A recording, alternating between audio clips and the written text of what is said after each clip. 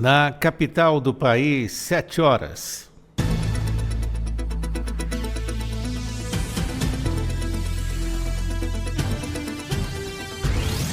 A Rádio Justiça apresenta Revista Justiça. Olá, muito bom dia. Hoje é terça-feira, 18 de março de 2025. Eu sou o Sérgio Duarte e você acompanha agora o Revista Justiça, hoje até às 9 horas da manhã. Com os trabalhos técnicos de Luiz Alves, vamos saber os destaques do programa de hoje. Revista Justiça.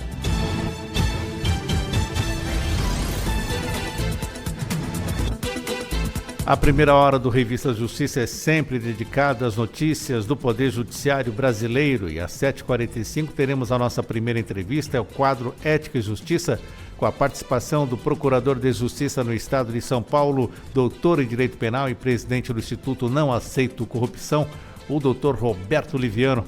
Vamos falar aqui sobre a retomada da democracia do Brasil.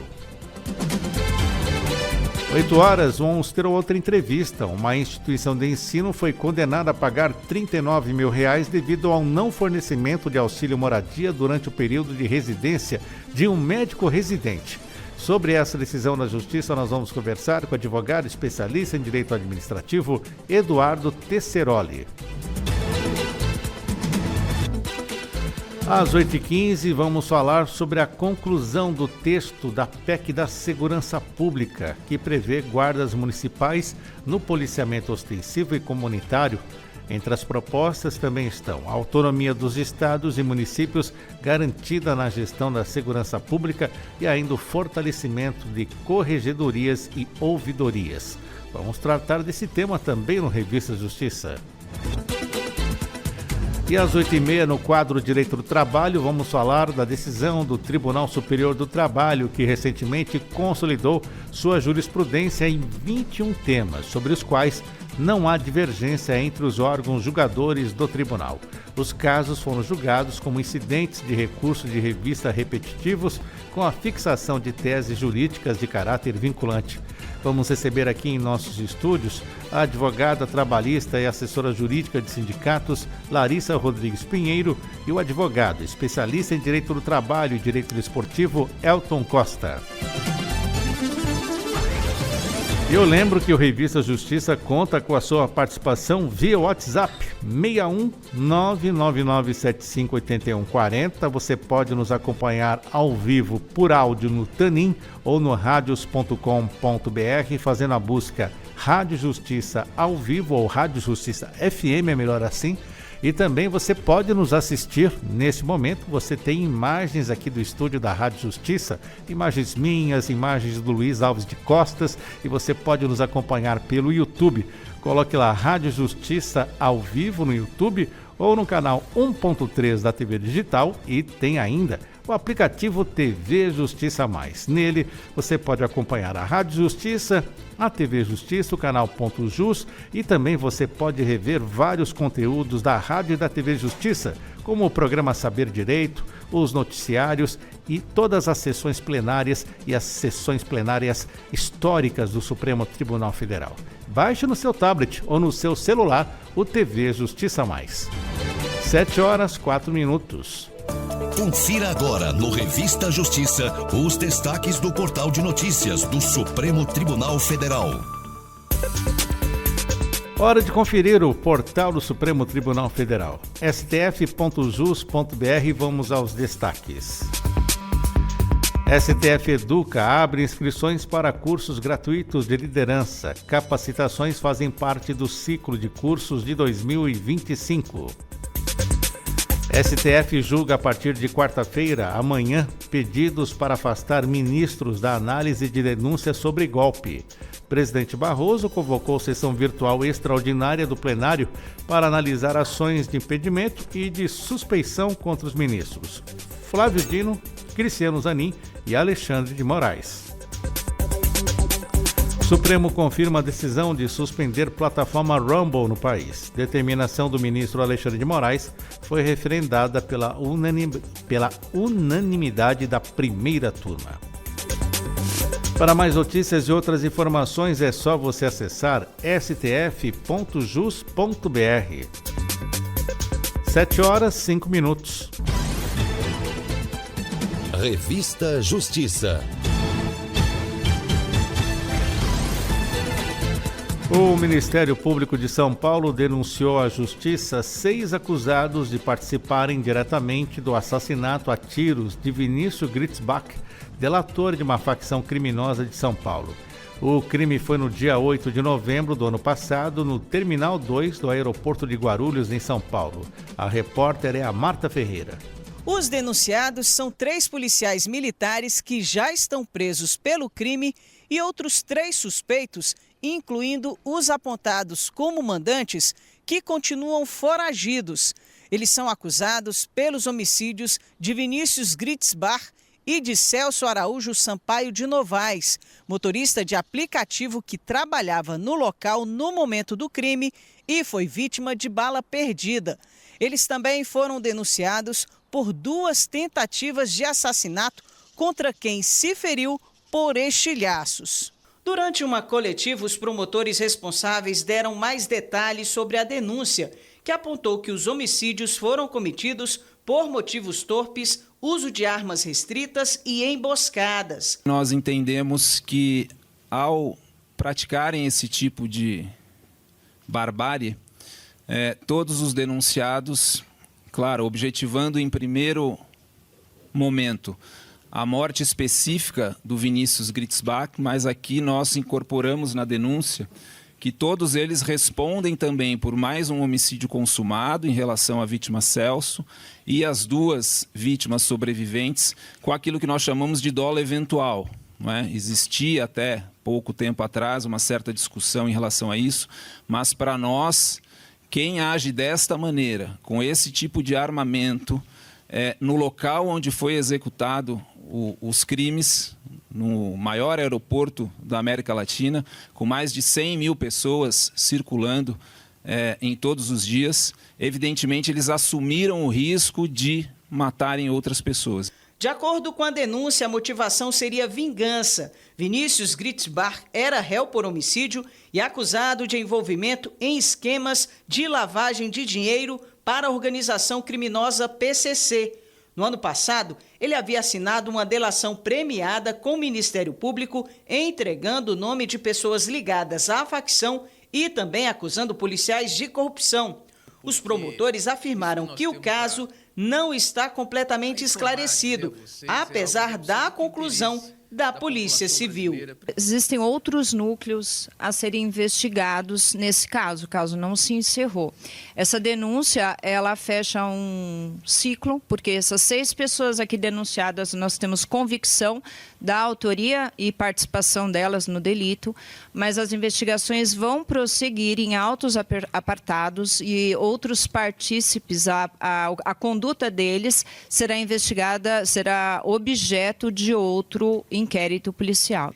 Para o MP, embora 3 executores tenham sido identificados, a suspeita é que uma rede maior de pessoas tenha contribuído para o assassinato, o que exige novas diligências por parte das autoridades. Aqui nós temos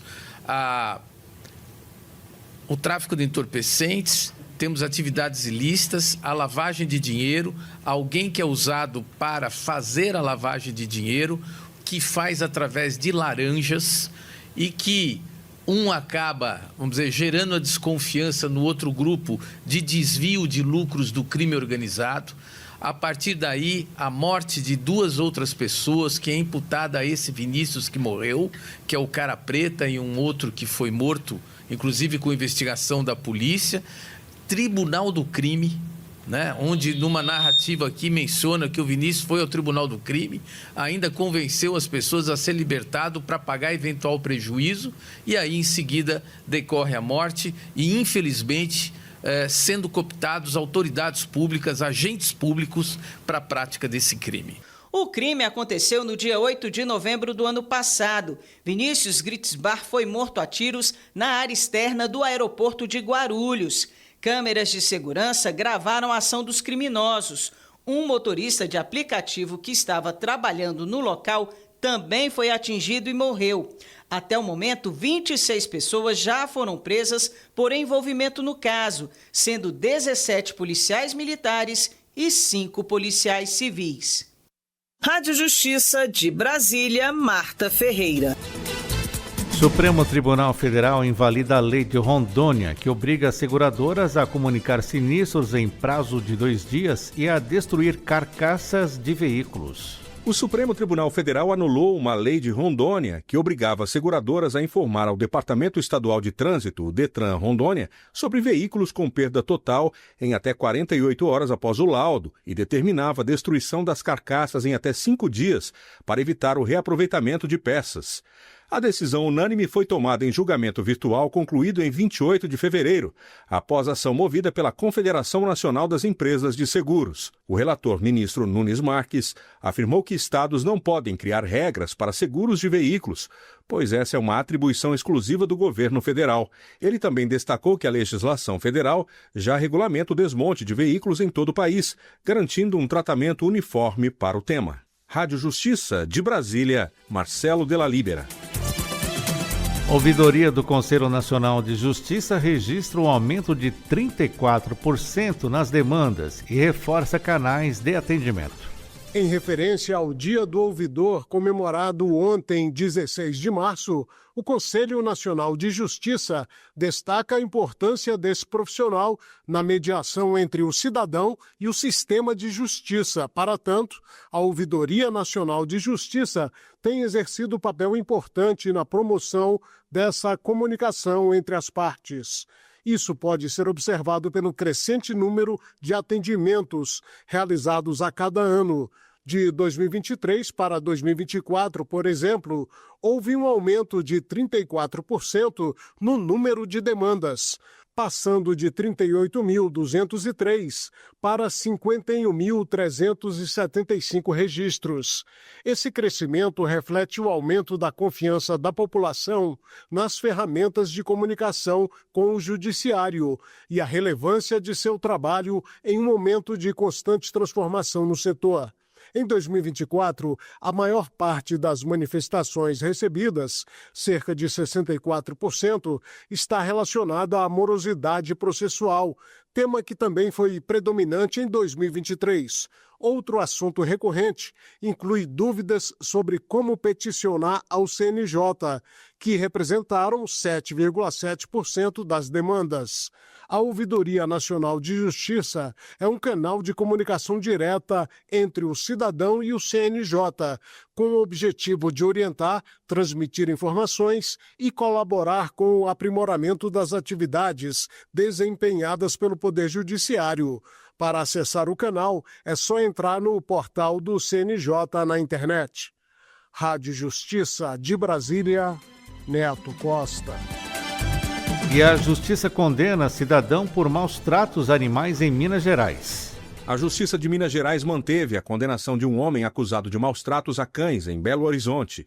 Ele recebeu pena de 2 anos e 4 meses de prisão, substituída por restrições de direitos além de multa. A denúncia surgiu após um ativista levar a Guarda Municipal Ambiental a um imóvel onde os animais estavam em condições precárias, sem água potável e com comida estragada.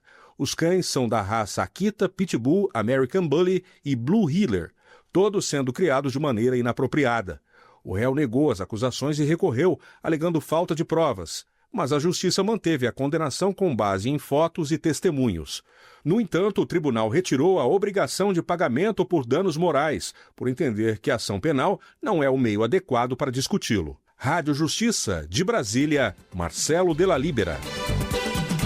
A Justiça catarinense ela confirma confusão patrimonial e mantém execução milionária contra empresas e sócios. As informações com o Marcelo Fernandes.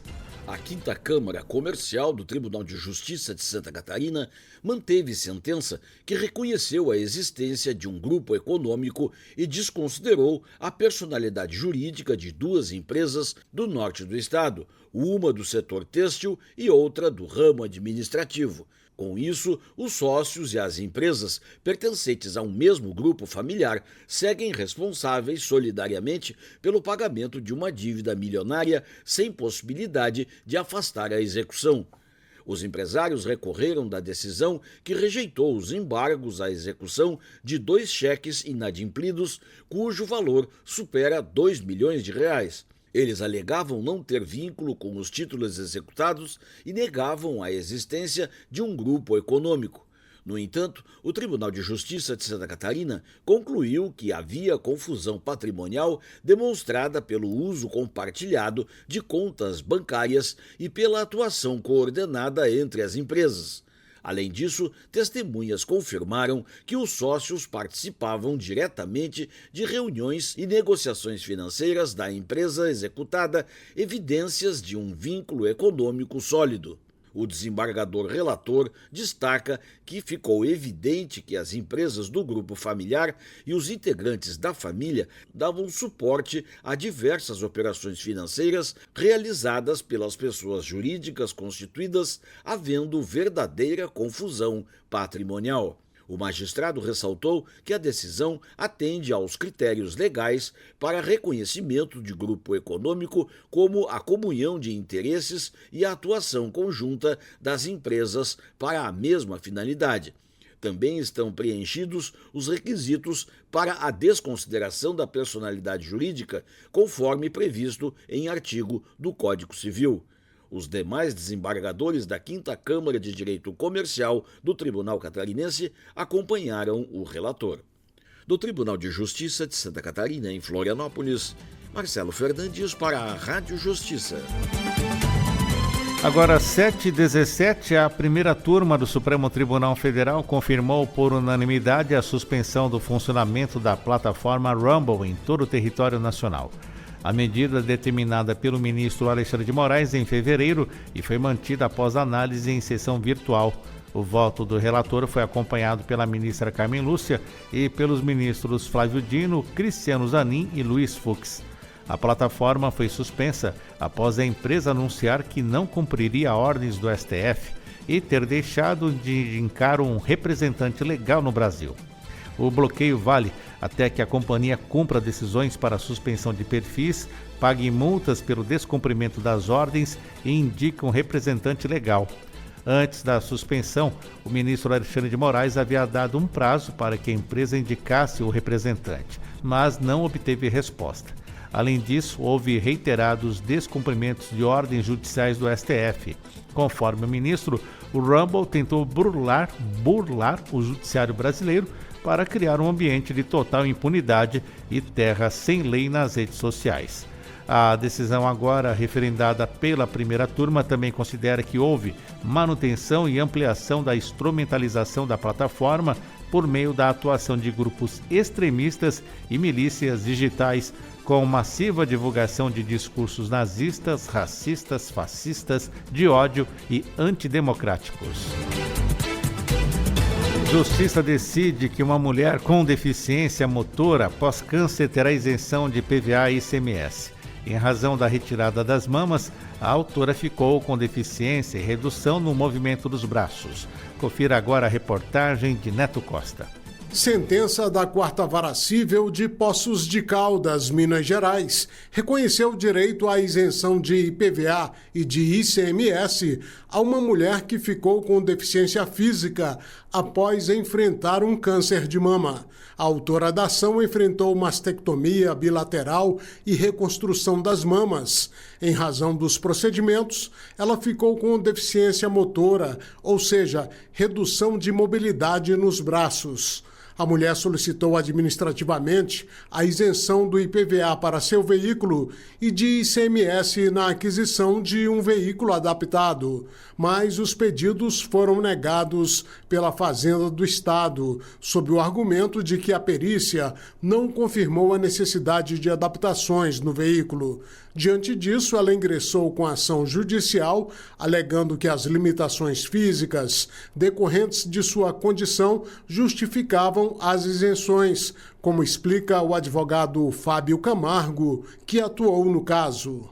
Ela ajuizou uma ação na Justiça em Poços de Caldas, no qual, após submeter a uma perícia médica, o perito constatou as limitações motoras dela e o direito à aquisição de um veículo adaptado com isenção de IPVA e também de ICMS. Esse caso acaba abrindo a possibilidade para aquelas pessoas que foram vítimas, de câncer e que infelizmente tiveram que fazer a extração das mamas, de buscarem benefícios fiscais diante de uma doença que acaba trazendo limitação motora. O magistrado acatou o pedido da mulher ao entender que ficou comprovado o direito dela à isenção dos impostos. O advogado Emerson Damasceno, presidente da Comissão da Pessoa com Deficiência da OAB do Ceará, comenta a decisão. A decisão é muito acertada, porque obviamente ela interpreta bem o que a própria Constituição brasileira diz, Constituição esta que internalizou a Convenção sobre os Direitos da Pessoa com Deficiência da ONU, ao nível de emenda constitucional, e a própria Lei Brasileira de Inclusão é uma lei infraconstitucional e que, na verdade, a pessoa tendo uma sequela, por exemplo, de uma neoplasia maligna, câncer ou de um AVC, enfim, e que isso tenha acarretado uma restrição de mobilidade, definindo legalmente aquela pessoa como uma pessoa com deficiência, obviamente ela terá direito à isenção, como as demais pessoas com deficiência, na aquisição ali de um veículo em relação a impostos, como no caso específico IPVA e também ICMS. Ao decidir, o magistrado lembrou o alinhamento à jurisprudência do Tribunal de Justiça de Minas Gerais e o entendimento de que o Estado deve assegurar proteção e garantia dos direitos das pessoas com deficiência. Rádio Justiça de Brasília, Neto Costa.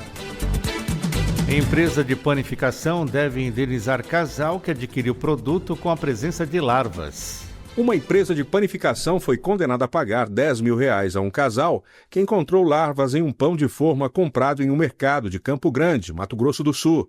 A decisão foi mantida pelo Tribunal de Justiça do Estado, que rejeitou o recurso da empresa.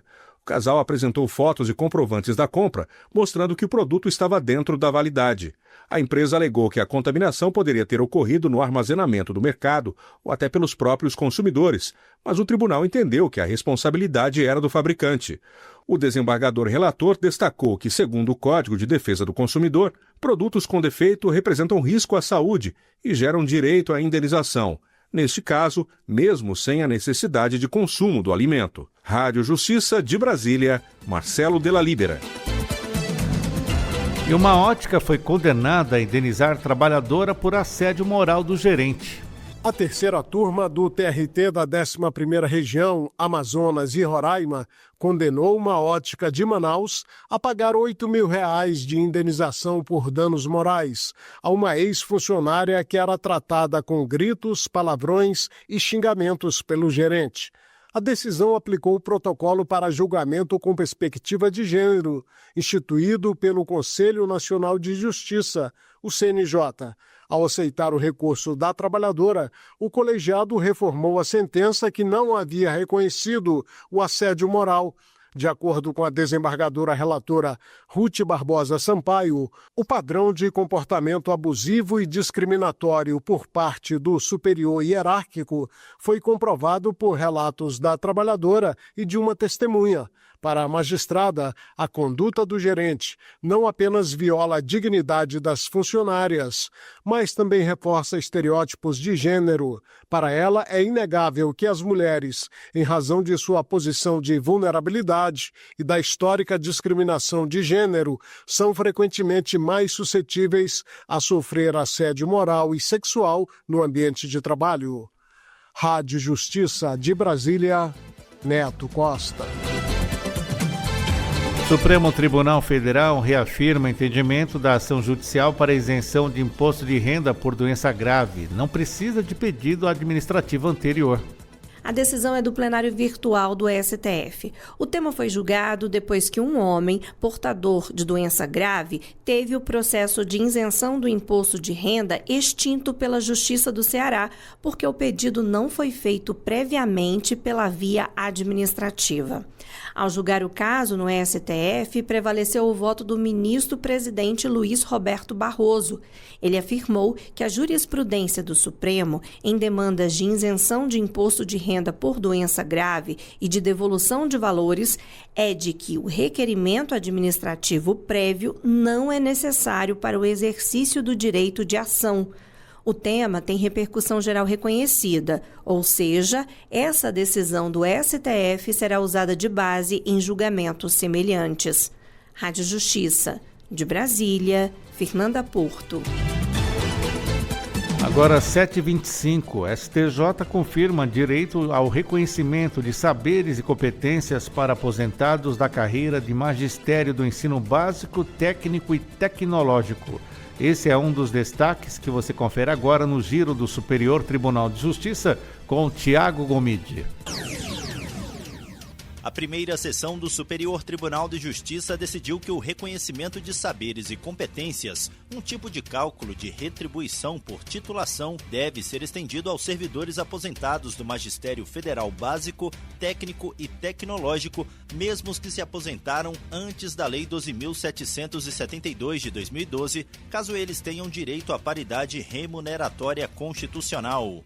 A paridade assegura que inativos recebam os mesmos benefícios que os servidores ativos. Esse entendimento foi firmado em julgamento realizado sob o rito dos recursos repetitivos, cadastrado como tema 1292. Isso significa que ele vai servir de base para os demais tribunais do país quando julgarem casos idênticos ou semelhantes. O reconhecimento de saberes e competências é uma forma objetiva de calcular a retribuição por titulação, baseada na titulação do servidor, sem depender da produtividade individual ou da função exercida. A Lei 12.772 de 2012, que criou o reconhecimento de saberes e competências, estabelece um novo plano de carreiras e cargos para o Magistério Federal, com regras de remuneração específicas, incluindo a retribuição por titulação. O reconhecimento de saberes e competências facilita a concessão dessa retribuição para servidores da ativa, mas a administração federal inicialmente argumentava que esse benefício não se aplicaria aos aposentados. O relator, ministro Paulo Sérgio Domingues, destacou que a jurisprudência do STJ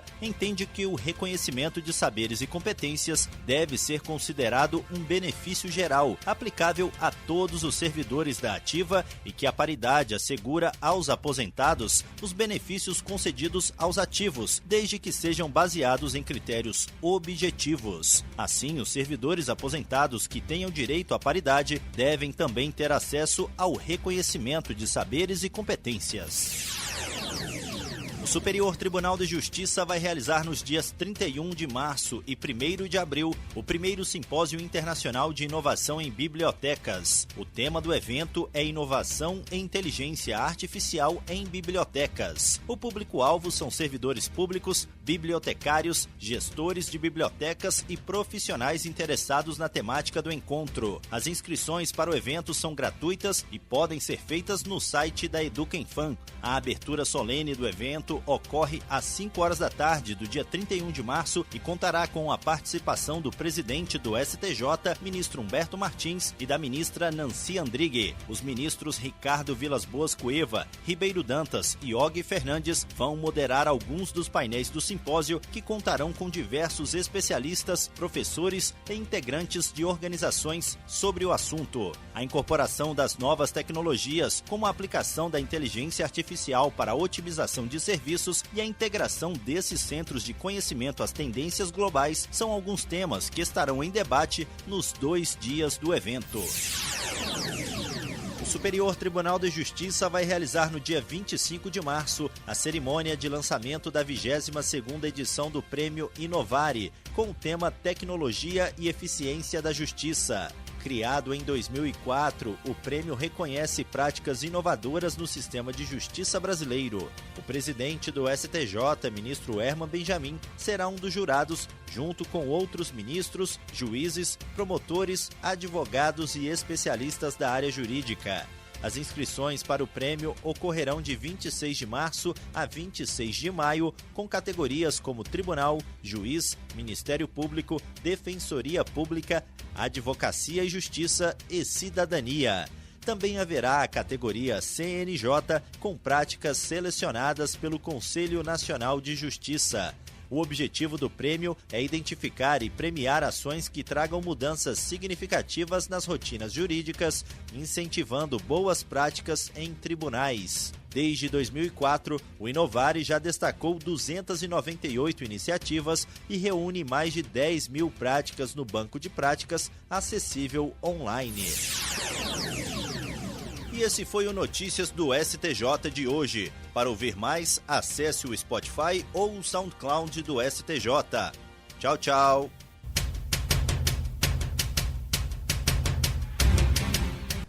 Agora em Brasília, 7 horas e 30 minutos.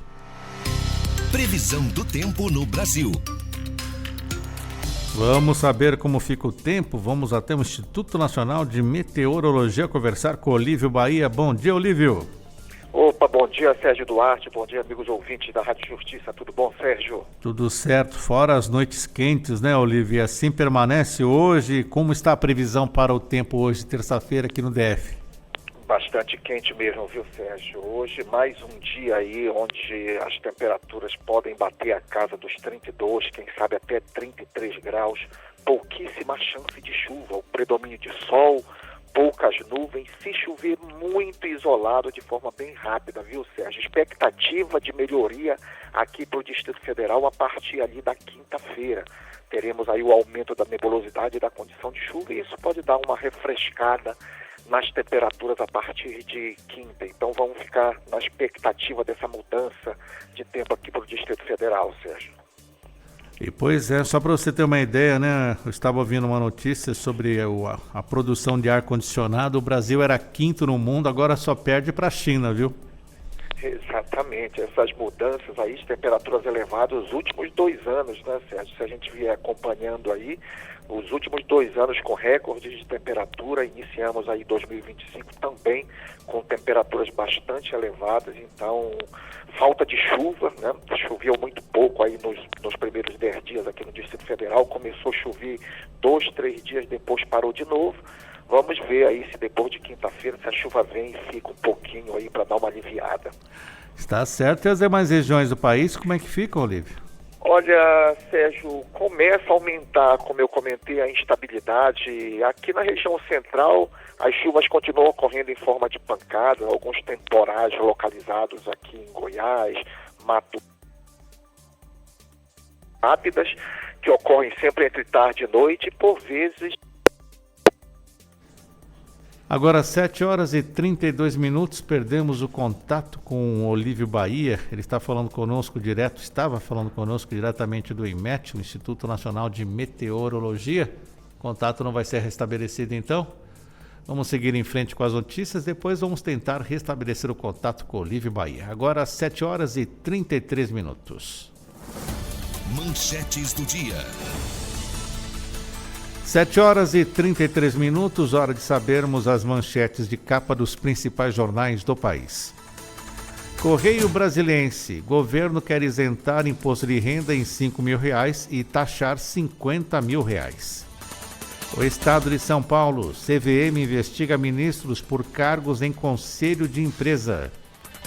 Folha de São Paulo. Governo Lula avalia elevar teto do renda do Minha Casa Minha Vida para R$12 mil. Ante queda de popularidade, fundo do pré-sal deve abastecer extensão. O Globo, governo vai propor tributar dividendos de pessoa física para custear isenção do imposto de renda. Diário do Nordeste, chuvas afetam 21 mil pessoas em áreas de risco. Estado de Minas, endereços do medo. Dados de 2024 mostram quais bairros de BH mais sofreram com invasões de moradias. Serra lidera a lista de ocorrências na regional mais visada por ladrões. Jornal do Comércio. Governo anuncia hoje novo limite de isenção do imposto de renda. À tarde, Estado investe R$135 milhões em infraestrutura hídrica. 0 hora, isenção para R$5 mil custará 27 bilhões de reais, afirma Haddad. E o Valor Econômico, mais de 20 companhias listadas na B3 estão em processo de recuperação. 7h35. Previsão do tempo no Brasil. E vamos agora concluir a previsão do tempo para todo o país. Já falamos aqui do Distrito Federal e vamos continuar com o Olívio Bahia. Vamos lá, Olívio, mais uma vez bem-vindo. Vamos lá, Sérgio, vamos lá. Aqui pela região central, então, o calor, a alta umidade do ar provoca essas pancadas de chuvas, principalmente tarde e noite. Podemos ter pontualmente alguma chuva mais severa entre Goiás, Mato Grosso e Mato Grosso do Sul. Temperaturas aqui no centro-oeste chega a casa de 37 graus.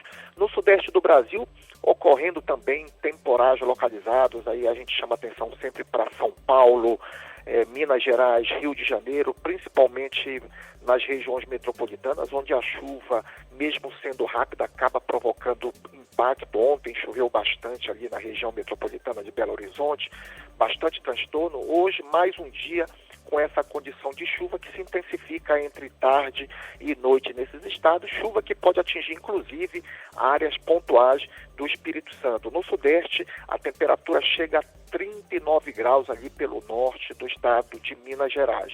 Sul do Brasil, chuva também entre Santa Catarina e o estado do Paraná. Nessas áreas podemos ter a ocorrência pontual de queda de granizo, chuvas rápidas também, pelo menos até o final da noite, mas que também pode provocar impacto. No Rio Grande do Sul, tempo mais aberto, predomínio de sol, poucas nuvens, temperaturas máximas ali no sul do Brasil chega a 35 graus.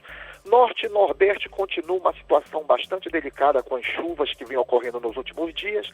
Hoje, mais um dia com chuva, chamando atenção para o Acre, Rondônia, Amazonas, onde o nível dos rios por lá estão bastante elevados. Então, mais um dia que vai preocupando aí os moradores dessa área do Brasil. Além do estado do Pará e Amapá, que também pode chover forte, inclusive nas regiões metropolitanas de Macapá e de Belém. E no Nordeste do Brasil, chuva localizada entre o Maranhão e o estado de Pernambuco. Também chove forte em algumas localidades. As metropolitanas de Fortaleza, São Luís e Recife costumam sofrer com as chuvas aí nesses últimos dias. E hoje, mais um dia para ficar em atenção. Temperatura máxima no Nordeste e Norte bate a casa de 36 e 37 graus, respectivamente. Sérgio. Muito obrigado, então, pelas informações mais uma vez, Olívio Bahia. Uma ótima terça-feira para você e para todos do Instituto Nacional de Meteorologia. A gente agradece e um bom dia a todos. Até mais. Muito obrigado. Agora 7h37. Revista Justiça.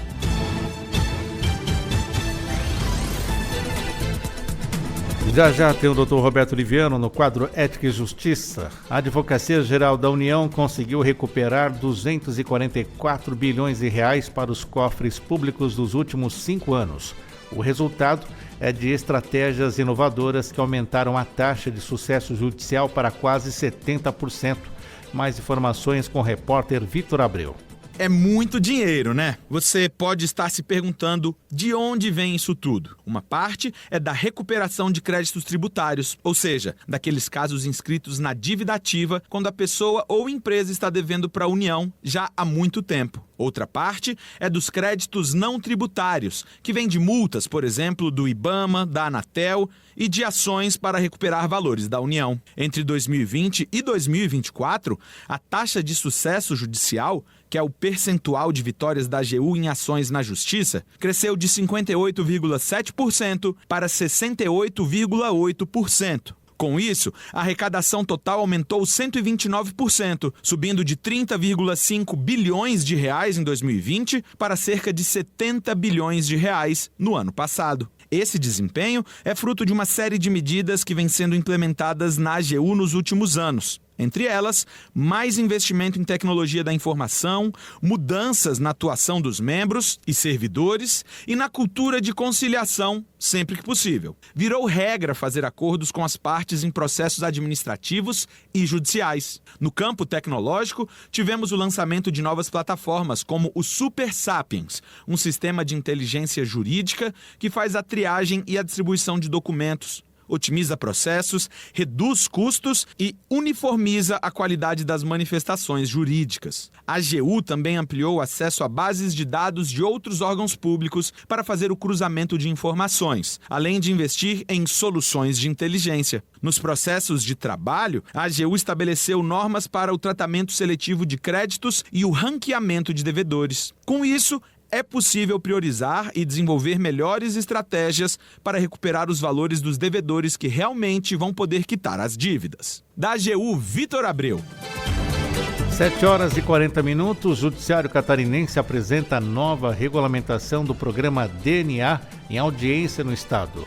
O Poder Judiciário de Santa Catarina regulamentou o programa DNA em audiência em Santa Catarina por meio de resolução conjunta. O programa tem como objetivo a realização de exames de DNA nas ações de reconhecimento de paternidade com pelo menos uma das partes beneficiária da assistência judiciária gratuita. Desde 2007, o programa já entregou mais de 21 mil laudos até o dia 5 de dezembro do ano passado.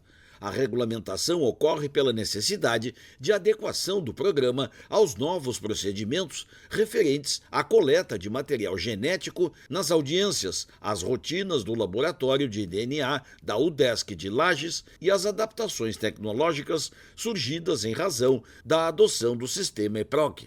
O regramento atual também atende aos recentes acordos de cooperação celebrados entre o Poder Judiciário Catarinense, a Fundação Universidade do Estado, o Ministério Público, o Conselho de Secretarias Municipais de Saúde e o Instituto Paternidade Responsável. Em razão da normativa atualizada, a Resolução Conjunta de 2007 foi revogada. Uma das mudanças apontadas pela normativa é o procedimento de coleta do material genético. Com a presença do chefe de cartório ou do servidor por ele designado, a coleta e os demais atos serão realizados de forma individualizada, com separação da documentação para evitar a troca de dados ou de identificação das partes no momento do procedimento. Do Tribunal de Justiça de Santa Catarina, em Florianópolis, Marcelo Fernandes para a Rádio Justiça. Uma mulher vai receber R$36 mil em razão de erro médico durante o parto. Ela teve o intestino suturado em uma cesárea. Médico e hospital foram condenados a indenizar a paciente por danos morais. Confira na reportagem de Neto Costa.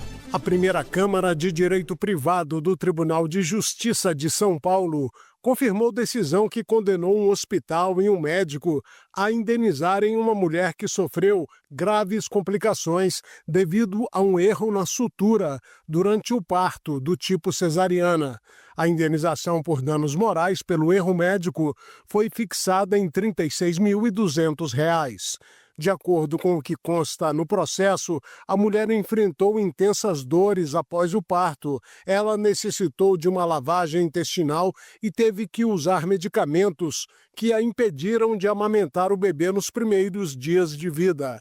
Posteriormente, em exame realizado em outro hospital, verificou-se que parte do intestino da mulher estava preso por um fio de sutura usado na cesárea. A médica ginecologista e obstetra Marcele Timothy fala da importância do alinhamento da equipe médica na definição da melhor técnica para evitar situações como essa. É importante destacar aí sempre o respeito às técnicas cirúrgicas, né? Tem algumas pacientes, algumas gestantes que podem ter algumas complicações decorrentes já a outras intervenções cirúrgicas abdominais, como quantidade de cesáreas e tudo mais. Porém, é sempre importante destacar que a equipe tem que estar muito bem alinhada quanto às técnicas cirúrgicas que vão ser utilizadas justamente para reduzir o risco de complicações, como ruptura uterina, danos a outros órgãos que estão ali na parte abdominal, sendo os mais comuns, dano ao intestino, como que aconteceu no caso da reportagem, dano à bexiga também que pode acontecer. Então, o fundamental é que a equipe esteja muito bem alinhada, sabendo exatamente qual técnica cirúrgica utilizar.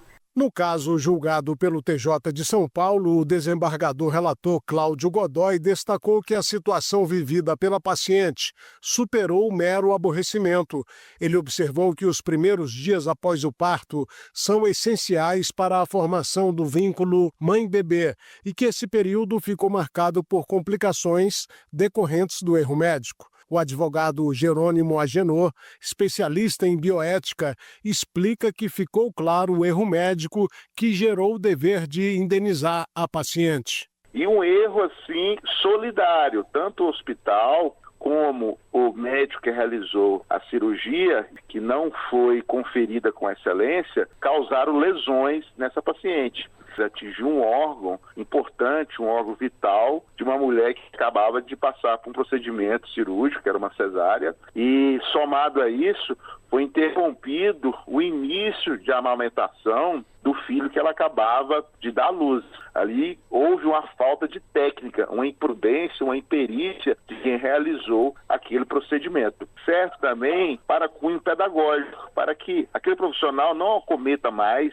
aquele erro e os profissionais que vierem a realizar um procedimento cirúrgico tomem todas as providências necessárias para não ocorrer esse tipo de erro.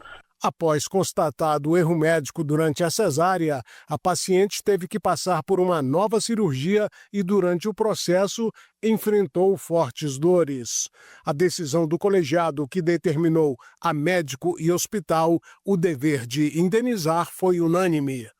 Rádio Justiça de Brasília, Neto Costa. Agora 7h46. A partir de agora, no Revista Justiça, Ética e Justiça.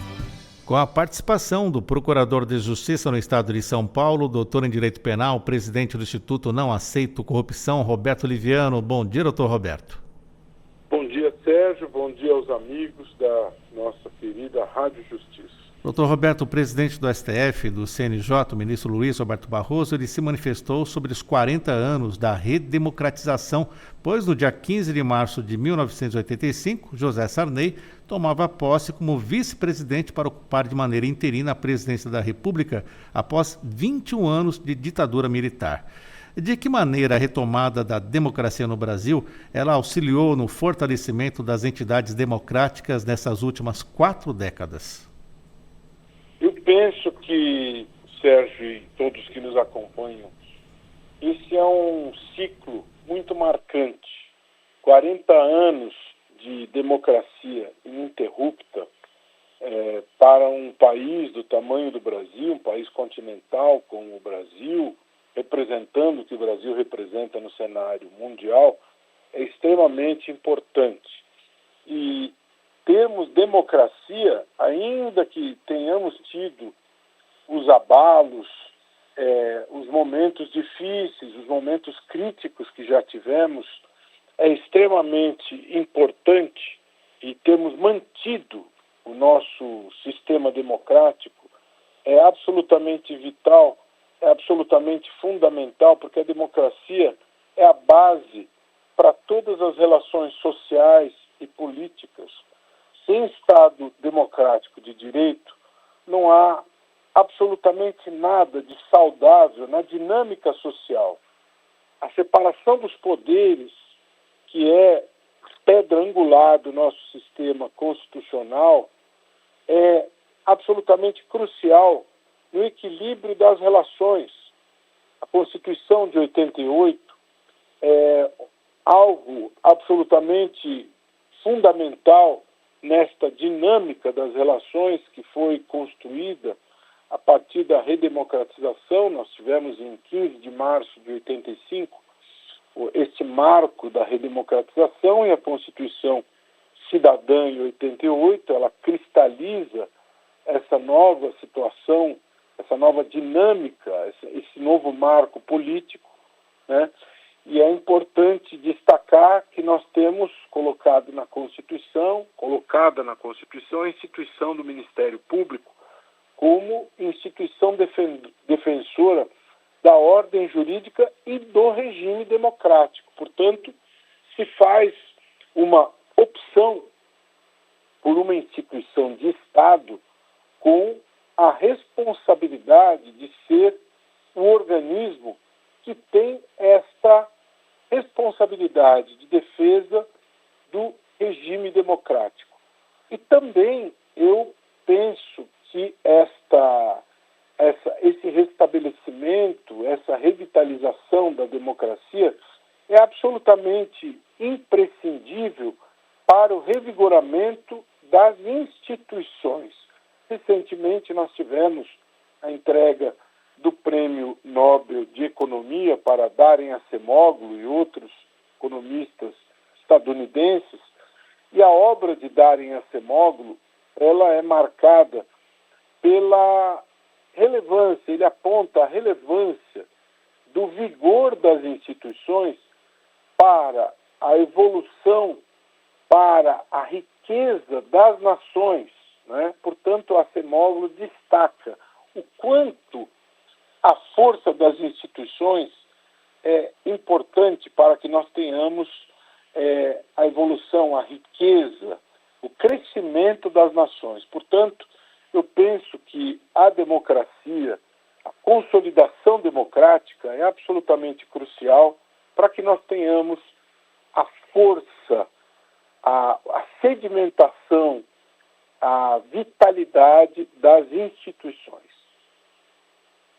E, doutor Roberto, quais são então esses maiores obstáculos que as entidades brasileiras precisaram superar desde o término do regime militar em 85?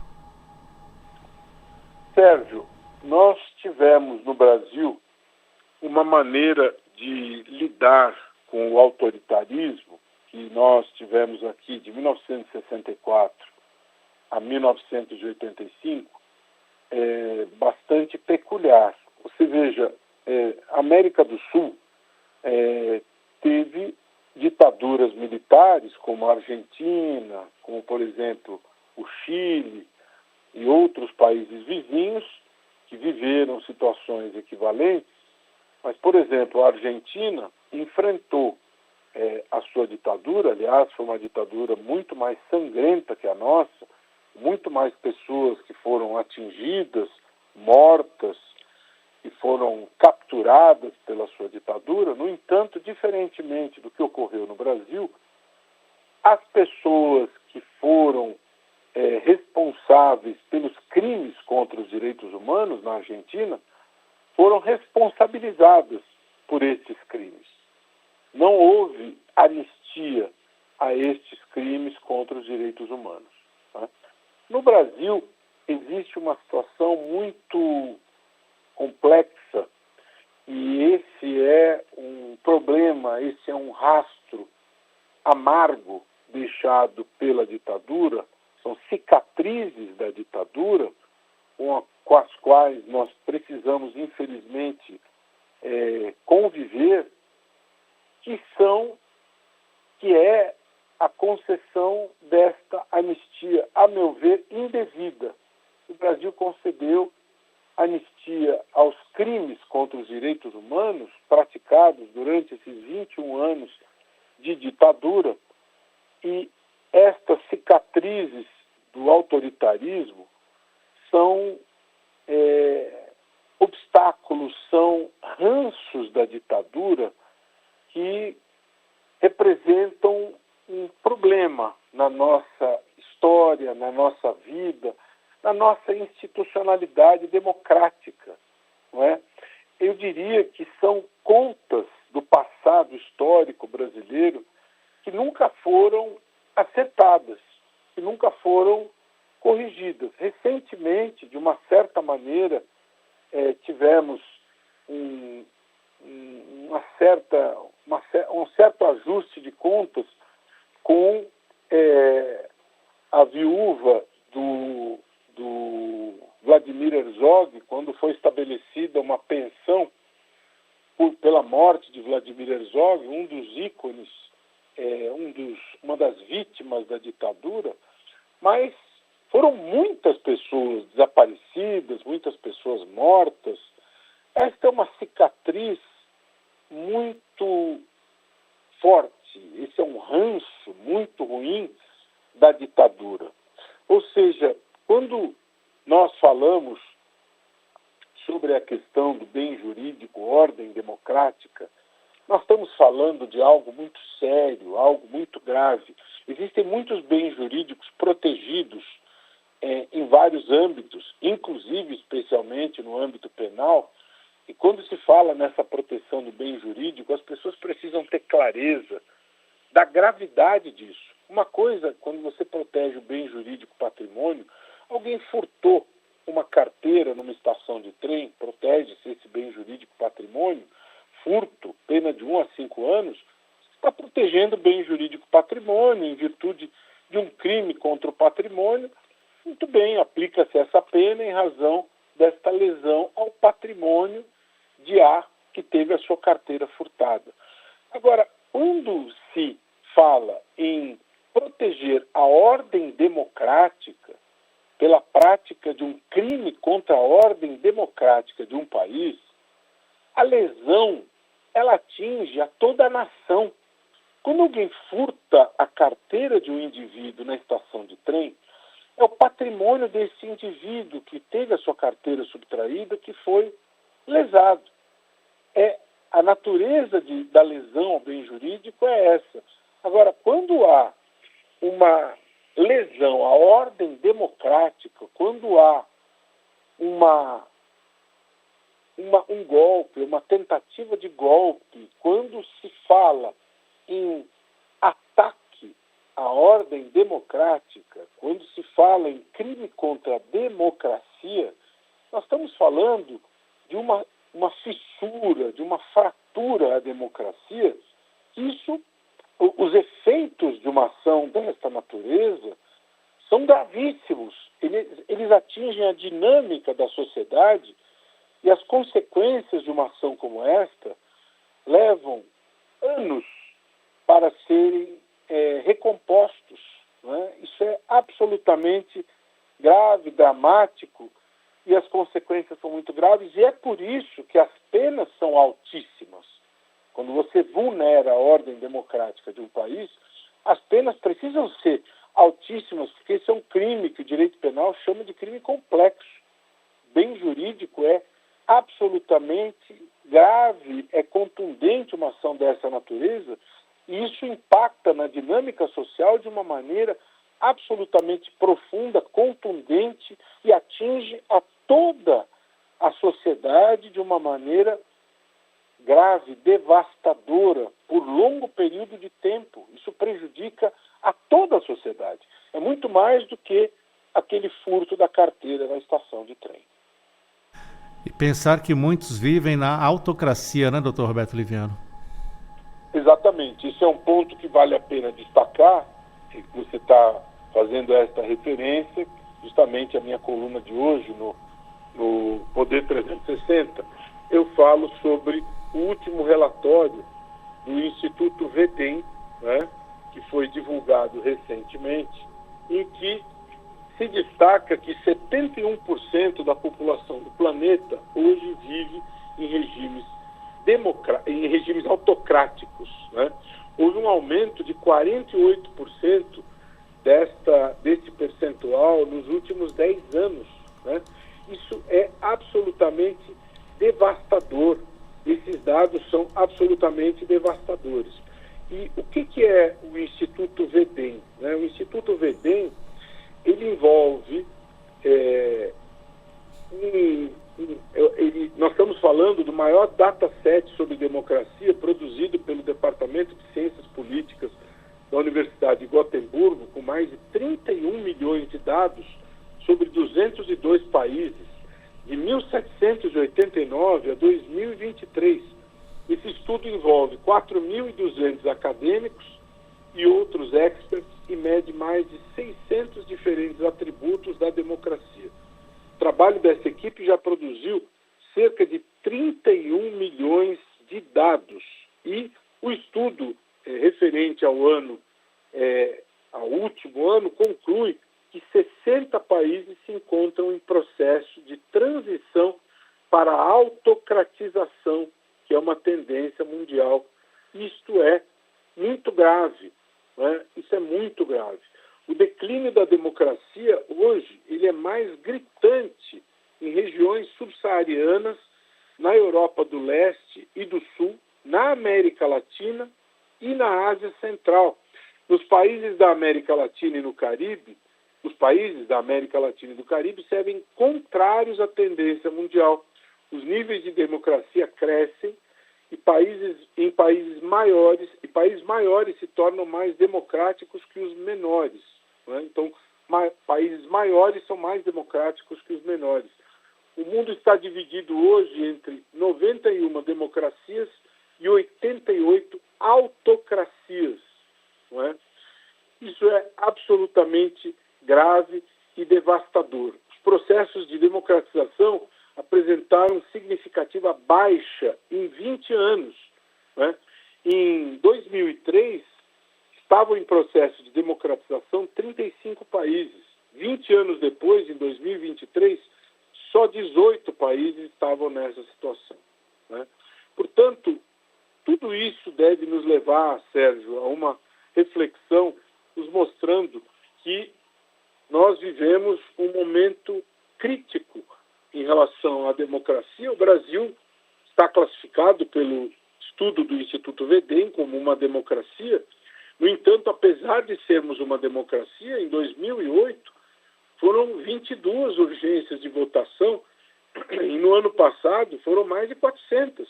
Urgência de votação significa supressão do debate democrático no Congresso, significa não termos audiências públicas, não termos exame dos projetos pelas comissões, significa momento crítico da democracia. Não é? A lei da ficha limpa, uma das pouquíssimas leis oriundas de projeto de iniciativa popular, está em vias de ser sucateada. Isso é muito preocupante. Então, é necessário observarmos esse estudo com humildade, verificarmos algo grave que está ocorrendo no mundo, não é? E extrairmos os devidos ensinamentos desse estudo importante do Instituto Vedem. Conversamos com o Dr. Roberto Liviano, procurador de Justiça no Estado de São Paulo, doutor em Direito Penal, presidente do Instituto Não Aceito Corrupção, hoje no quadro Ética e Justiça, falando sobre os 40 anos da redemocratização. Dr. Roberto, até a próxima semana, um abraço. Um abraço, até a próxima, e lembrando que ainda estão abertas as inscrições para o 5º Prêmio INAC de Integridade, www.preminacdeintegridade.com.br. Temos a honra de termos a parceria da Rádio Justiça nessa jornada. São 7 categorias: academia, tecnologia e inovação, que também permite a inscrição de trabalhos de profissionais, experiência profissional, boas práticas de governança, jornalismo investigativo, jornalismo local e integridade no esporte. www.preminacdeintegridade.com.br. Até 31 de março esperamos o seu trabalho. Juntos podemos fazer um país mais íntegro. Forte abraço, até a próxima. 8h02, já voltamos.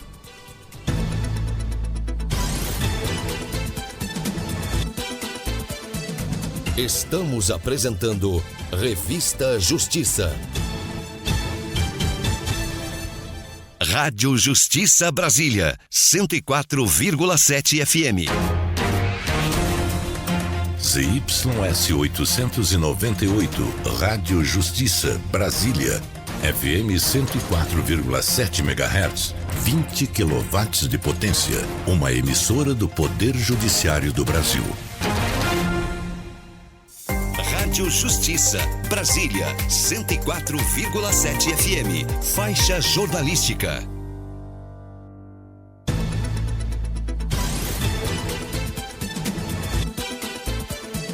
Voltamos a apresentar Revista Justiça.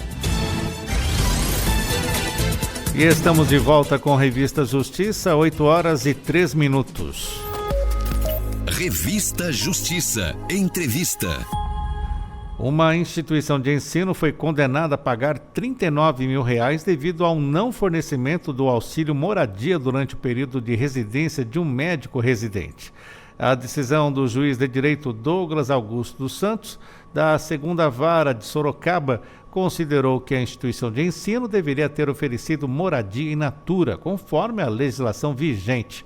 Vamos conversar sobre isso e entender como funciona o direito do médico residente, agora com o advogado especialista em direito administrativo, o doutor Eduardo Tesseroli. Bom dia, doutor Eduardo. Bom dia, Sérgio. É um prazer estar aqui com vocês e com os ouvintes da Rádio Justiça.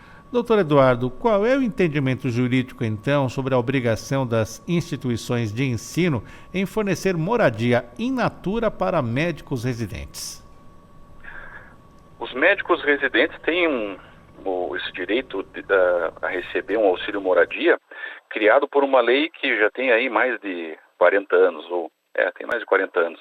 É a Lei 6.932 de 1981. E essa lei estabeleceu lá no artigo 4º, parágrafo 5º, inciso 3º, que as instituições que oferecem a residência médica são obrigadas a pagar, porque, como contrapartida, existe, portanto, um direito ao residente a receber uma bolsa mensal e também um auxílio moradia. Está lá nesse inciso 3º. Bom, a lei, ela não diz vamos dizer assim, que se trata de uma obrigação, né, portanto, da instituição de ensino que oferece a residência, regulamentar necessariamente como que a bolsa deverá ser paga ou não. É claro, por uma questão administrativa, né, a instituição de ensino, ela deveria ter um regulamento. O fato é que a lei já criou esse direito e, portanto, a obrigação da instituição pagar o auxílio moradia. No caso em que a segunda vara do Juizado Especial Civil de Sorocaba analisou um pedido de um residente, né, que já tinha até concluído a sua residência, é que esse residente não recebeu em momento algum, durante o seu curso de residência, o auxílio moradia que ele tinha direito. Então, por isso, ele se viu obrigado a propor uma ação judicial, e nessa ação pediu o pagamento, então, desse auxílio moradia, mas já considerando que o período da sua residência tinha se encerrado, que esse pagamento fosse feito em pecúnia a título de indenização por danos, que ao final ele teve, né, que arcar com a sua moradia com recursos próprios. E aí, a partir disso, então, o Poder Judiciário analisou o seu pedido e deferiu, né, o juiz, ao julgar, proferiu sentença e entendeu, por fim, reconhecer e tutelar o direito desse residente médico a receber essa quantia que gerou em torno de 39 mil, quase 40 mil reais. E, doutor Eduardo, a falta dessa regulamentação específica para a conversão do auxílio moradia em pecúnia, ele pode ser um argumento válido, então, para a defesa da instituição? Interessante reconhecer que esse argumento só serviu para justificar o ato, eventualmente, né, o ato administrativo da instituição de ensino que justificou o não pagamento. Agora, esse mesmo argumento não serviu para o Poder Judiciário. Eu tendo a concordar com a decisão judicial, porque esse é um caso típico de um direito que já existe. Então, o exercício desse direito, ele não demandou, ele não, ou o que eu quero dizer é que ele não seria necessário que para viabilizar o exercício desse direito pelos médicos residentes, né, o direito a receber auxílio moradia, ele não dependeria de um regulamento, o que significa então reconhecer que, por um lado, ainda que a instituição de ensino tenha uma justificativa administrativa, o que pode servir, por exemplo, como razão para apresentar ao Tribunal de Contas, né, caso houver uma ação de controle, por um outro lado não serve diante do questionamento judicial desse residente que tinha direito e, portanto, recebeu, ou vai receber, né, judicialmente, para fins da defesa no processo judicial. O que para nós, assim, né, do direito, eu vou dizer para nós, eu sou advogado e sou estudioso aí, pesquisador do direito administrativo, para nós isso faz sentido, né? A ausência de regulamentação, então, não pode impedir o exercício e, vamos dizer assim, o gozo dos direitos, inclusive direitos fundamentais, né, principalmente. Mas, ao mesmo tempo, a regulamentação, no meu modo de ver, ela é necessária para que, quando ocorrer o pagamento, a instituição de ensino, nesse caso, tenha lastro normativo para dizer como esse pagamento deve ser realizado, qual é o procedimento que cada um dos bolsistas os residentes, devem realizar para solicitar e receber ao final, no momento da produção, né, do ato administrativo que decide esse pedido, para que possam, assim, receber, ou seja, a instituição, aí sim, teria legitimado no sentido jurídico, né, o seu pagamento, então o exercício, o cumprimento dessa obrigação, e por um outro lado, e simultaneamente, o médico residente teria o direito a receber com tranquilidade esses valores. O que é importante a gente destacar é o seguinte: se se trata de dinheiro público, né, então se é uma instituição de ensino que recebe recursos públicos para realizar, enfim, a sua atividade educacional, e as instituições de ensino, mesmo privadas, elas realizam uma função pública, né, que é a função de prover e fornecer um serviço educacional, ainda que o recurso não seja público, se trata como se público fosse, né? Então, basicamente, assim, é uma brincadeira que se faz, né? É como se o Estado viesse e colocasse o dedo em tudo que ele toca, ele torna público, com a ideia de Midas, né, que em tudo que ele tocava virava ouro. Então, a ideia é que se o Estado tocou, virou público. Se virou público, tem um interesse coletivo, ou vários interesses coletivos, envolvidos na prestação dessa atividade, na realização desse serviço público educacional. Então, se há pagamento de auxílio moradia, que de um certo modo a gente pode reconhecer como uma vantagem, né, para o médico residente, então significa dizer que precisa sim de regulamentação para que o pagamento na via administrativa, ou seja, numa relação direta entre o bolsista e a instituição de ensino, seja comprovável posteriormente para os órgãos de controle, e aí eu digo principalmente o controle interno e o controle externo, principalmente exercido pelo Tribunal de Contas. Então, não dá para fazer uma ligação direta, né, e dizer sem regulamentação não pode ser exercido o direito, porque isso viola, ao final, o direito do médico residente, mas ainda assim, como essa instituição alega que não tinha a regulamentação própria, parece que se faz necessário, até urgente, que ela produza essa regulamentação para que situações como essa não se repitam. Um outro fator, o médico, se ele morar na cidade, ele poderia ser isento, ou melhor, isentar a instituição desse fornecimento do auxílio moradia ou não? Se houver regulamentação prevendo dessa forma, sim, é possível dizer que aí o médico residente não receberia o auxílio moradia. No caso que nós falamos, como não havia regulamentação e a lei não faz essa distinção, esse médico residente teve reconhecido pelo judiciário o seu direito a receber esse auxílio moradia. Agora, numa outra hipótese, se a instituição de ensino baixa um regulamento e esse regulamento prevê que para os médicos residentes que residem na mesma localidade da instituição, com um critério que se afasta, portanto, o pagamento do auxílio moradia, isso seria lícito e correto. Então, aí sim, a questão aqui seria para definir melhor como que esse direito poderia ser realizado por meio de regulamento.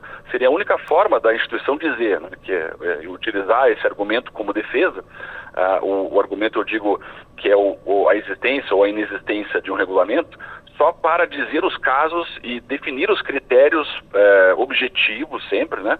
Critérios bem específicos que não tenham subjetividade, ou seja, que não permitam ao administrador exercer, ainda que sem a intenção, né, a sua voluntariedade, ou seja, beneficiar alguém propositalmente ou não, e também prejudicar alguém propositalmente ou não, num regulamento. Sem esse regulamento, aí basicamente a situação dos bolsistas ela fica muito mais ampla, esse direito ele fica muito mais fácil para o Poder Judiciário reconhecer sua existência e, portanto, definir o pagamento, como o contrário seria se houvesse esse regulamento. Aí sim, né, como defesa, é importante então que a instituição tenha esse regulamento. Conversamos na Rádio Justiça a respeito de uma decisão judicial em que uma instituição de ensino foi condenada a pagar R$39 mil devido ao não fornecimento de auxílio moradia durante o período de residência de um médico residente, isso em Sorocaba, São Paulo. E conversamos com o advogado especialista em direito administrativo, o doutor Eduardo Tesseroli. Doutor Eduardo, muito obrigado pela atenção com a Rádio Justiça. Até a próxima. Muito obrigado, Sérgio. Um abraço a todos e até a próxima. Agora em Brasília, 8h14. Revista Justiça. Entrevista. E o governo concluiu o texto da PEC da Segurança Pública e ele prevê que as guardas municipais estarão presentes também no policiamento ostensivo e comunitário. Entre as propostas estão também a autonomia dos estados e municípios garantida na gestão da segurança pública e o fortalecimento de corregedorias e ouvidorias.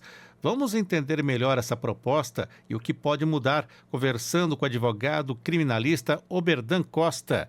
Doutor Oberdan, seja bem-vindo, bom dia para o senhor. Uma honra, muito obrigado, bom dia para você, Sérgio, e para todos os ouvintes. Doutor Oberdan, PEC da Segurança Pública, o senhor como advogado criminalista, qual a análise inicial que o senhor faz sobre esse texto? Olha, a PEC da Segurança Pública, se ela obtiver sucesso no que ela se propôs, ela já vem, poderia dizer que até um pouco atrasada, porque essas mudanças, essa PEC, ela partiu, né, de uma demanda do ministro Ricardo Lewandowski. E no começo ela recebeu certa resistência dos governadores, porque, em resumo, eles achavam que federalizar a esse nível a segurança pública e botar isso na Constituição retiraria a autonomia dos estados para organizar a sua segurança pública. A gente precisa lembrar que os governadores são os chefes, em última análise, da Polícia Militar, por exemplo, né? E aí, nesse pacote, assim, essa PEC tramitou, teve o debate lá com os governadores, ela foi reescrita de uma maneira que ressalva as competências das polícias militares, as polícias estaduais, né, policial penal, etc. Mas aí o que acontece?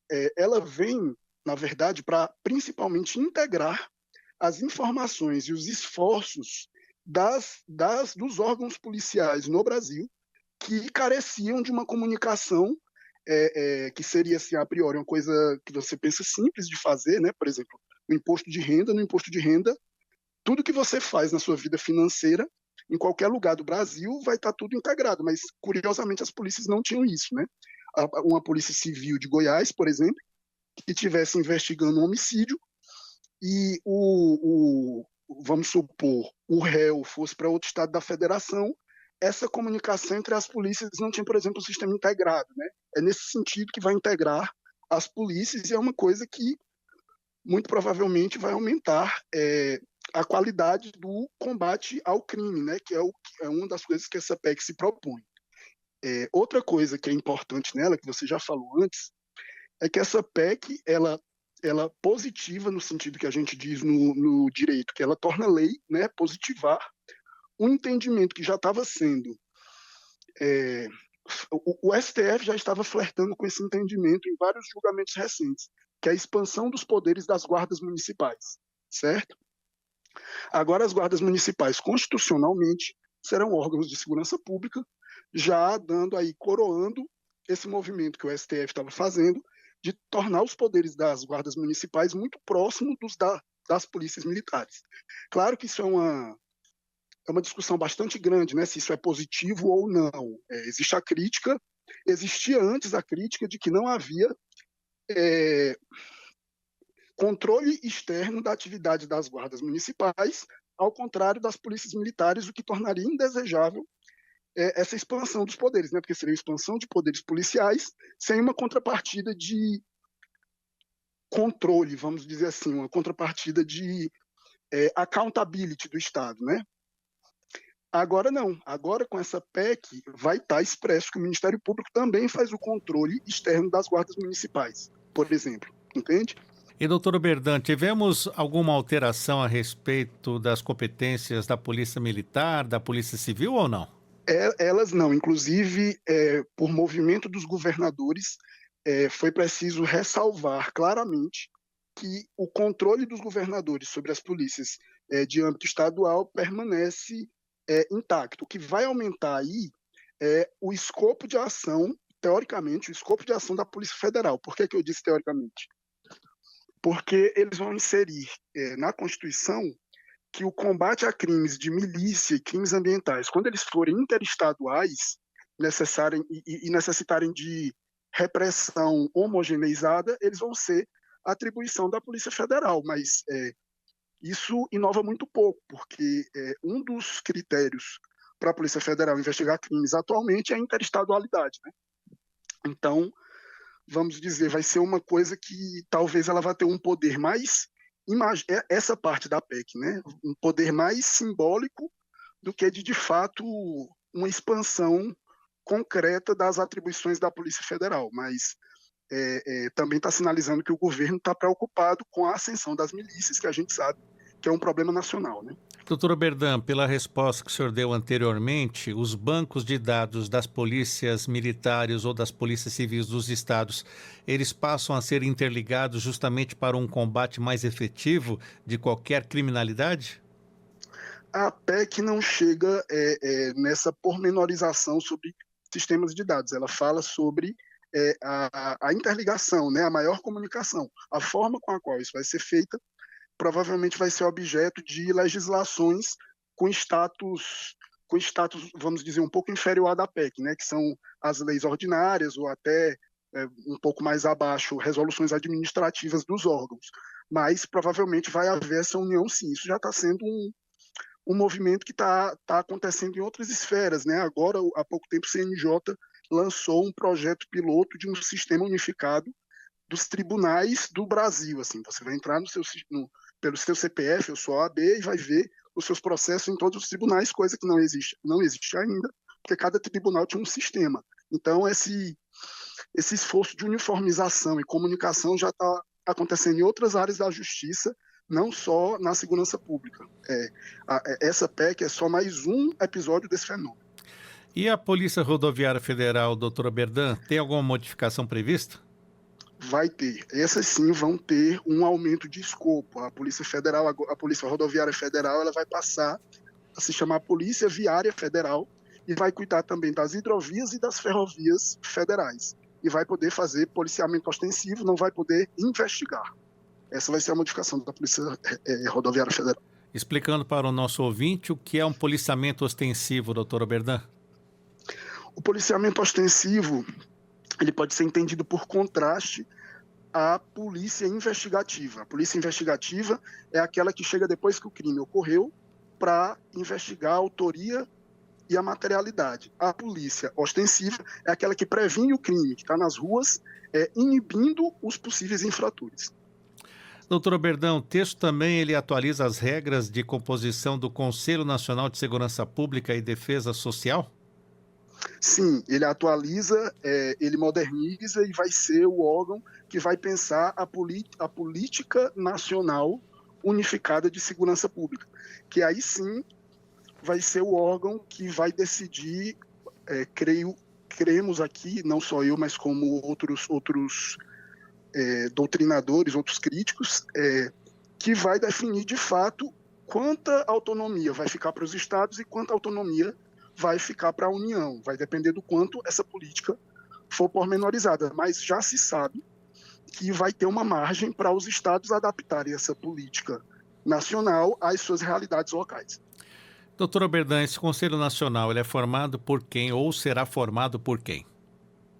Em geral, ele era formado, né, por agentes de diversos setores, inclusive da sociedade civil, né? E permanecerá assim, as atribuições que vão aumentar. Outro ponto importante, falarmos sobre recursos, dinheiro. Essa nova PEC, ela também trata dos fundos nacionais e até dos recursos incondicionais, como, por exemplo, temos o Fundo Nacional de Segurança Pública e também o Fundo Penitenciário? Sim, ela constitucionaliza os fundos nacionais de segurança pública e penitenciário, mas ela fez a concessão aos governadores que esses fundos permaneçam distintos e que os recursos sejam compartilhados entre todos os entes federativos, sem possibilidade de contingenciamento. Ou seja, como estávamos falando desde o início aqui da entrevista, a Polícia Civil, Polícia Militar e os bombeiros estaduais continuam também sob a atribuição, comando dos governadores. Sob a tutela dos governadores, permanecem. Isso foi uma batalha dos governadores para que isso ficasse textual na PEC. A questão, então, das guardas municipais, só explicando novamente, quem vai cuidar disso? É o prefeito? É o Ministério Público? Quem será que vai cuidar desta gestão, desses poderes agora ampliados para as guardas municipais? Quem vai cuidar, em última análise, da mesma forma que o chefe final da Polícia Militar é o governador, o chefe final da Guarda Municipal, que agora vai virar uma polícia, né, vai ser o prefeito. O que o Ministério Público vai fazer é o controle externo. Quando houver infrações por parte da Guarda Municipal, etc., quem tem a tutela de fazer essa correição sem prejuízo, inclusive, de uma corregedoria das guardas municipais, vai ser o Ministério Público. Mas, inclusive, esse tema da corregedoria nessa PEC, se isso for bem implementado, vai ser um grande ganho, porque vai tornar as corregedorias dos órgãos independentes dos órgãos, o que é bom para a lisura e para imparcialidade desse processo dessa atividade de corregedoria. Então, só reiterando já a decisão do STF, o que as guardas municipais poderão fazer? Basicamente, as guardas municipais elas vão ter atribuições muito próximas às da polícia militar. Elas vão fazer policiamento ostensivo nas ruas, não mais necessariamente sobre bens municipais, mas assim, porque ela nasceu com essa atribuição, né? Agora vai, como eu disse, esse movimento do STF vai ser sacramentado, ele vai ser positivado, vai virar lei, não só lei, como emenda constitucional, isso passar, vai ser parte da nossa Constituição, que não tem discussão a respeito de quais são os poderes das guardas municipais. É, para todos os efeitos, igual ao da PE. Doutor Oberdan, o senhor como advogado criminalista acompanha esse assunto há muito tempo. O que o senhor acha que faltou nessa PEC da segurança pública? Na realidade, acho que eu não diria exatamente o que faltou, mas eu diria o que está em excesso na opinião de uma corrente de críticos criminalistas, que é o seguinte: essa ideia de a gente criar uma nova polícia para combater o crime melhor, ela talvez esteja um pouco, como que eu posso dizer? Digamos que é uma visão defasada, porque também não se está considerando o fato de que agora nós teremos uma polícia fortemente armada, com batalhões de forças especiais, tais quais os da Polícia Militar, mas na mão de prefeitos. Ou seja, você vai estar tornando o poder de polícia e a violência legalizada, que é a tutela do direito penal e da violência, ela está na mão do Estado, né? Você vai tornar isso muito localizado. Então, essa situação em que prefeitos serão chefes de tropas, ela é uma situação nova para o Brasil e que pode causar alguma insegurança jurídica e talvez insegurança física mesmo, porque é um poder muito grande. Então, nós vamos ver aí nos próximos tempos como o Brasil vai reagir, os prefeitos vão reagir com esse aumento do, vamos dizer, entre aspas, né, do poderio bélico dos municípios. E esse poderio bélico dos municípios não precisa aguardar a PEC da segurança ser aprovada, já está em vigor? Já está em vigor, porque o STF tem dado reiteradas decisões consolidando, tirando de dúvida essa capacidade das guardas municipais realizarem todas essas tarefas que originalmente não eram delas.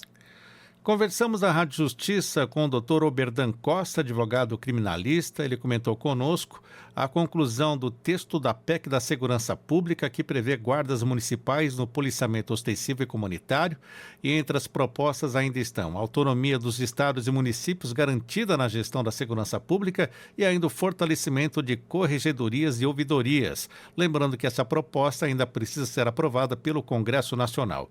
Dr. Oberdan, muito obrigado por atender a Rádio Justiça. Até a próxima. Até a próxima, meu caro. Até mais.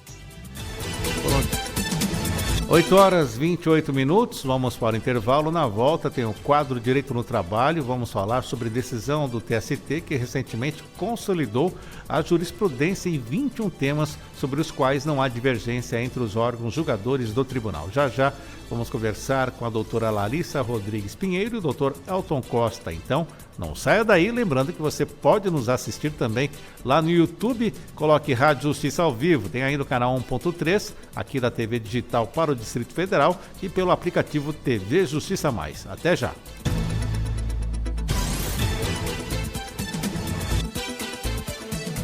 Estamos apresentando Revista Justiça. Você sabia? Você já deve ter visto pessoas usando cordões de girassóis e de quebra-cabeça, né? Mas você sabia que esses cordões transmitem uma mensagem? Os cordões verdes com girassóis representam e identificam que a pessoa que está usando tem algum tipo de deficiência oculta. Ou seja, é aquela que a gente não consegue identificar de primeira, como deficiência auditiva, intelectual ou visual, paralisia cerebral, diabetes, asma e pessoas do espectro autista. A ideia do uso dos cordões não é para causar vergonha ou separação, mas trazer identificação, proporcionar mais acessibilidade, reconhecimento e direitos às pessoas com deficiências ocultas no Brasil. Ah, mas os cordões são de uso exclusivo de pessoas com deficiências ocultas, viu? Rádio Justiça Brasília, 104,7 FM. Sintonize seus direitos. Rádio Justiça Brasília, 104,7 FM.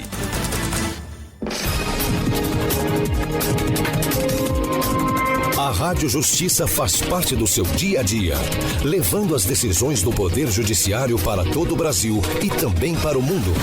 Sintonize 104,7 FM no Distrito Federal ou em tempo real na internet de qualquer parte do planeta. Você acessa www.radioetvjustiça.jus.br e ainda via satélite.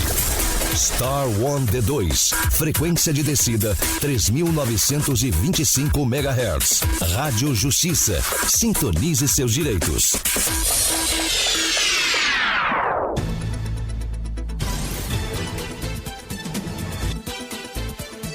Voltamos a apresentar Revista Justiça.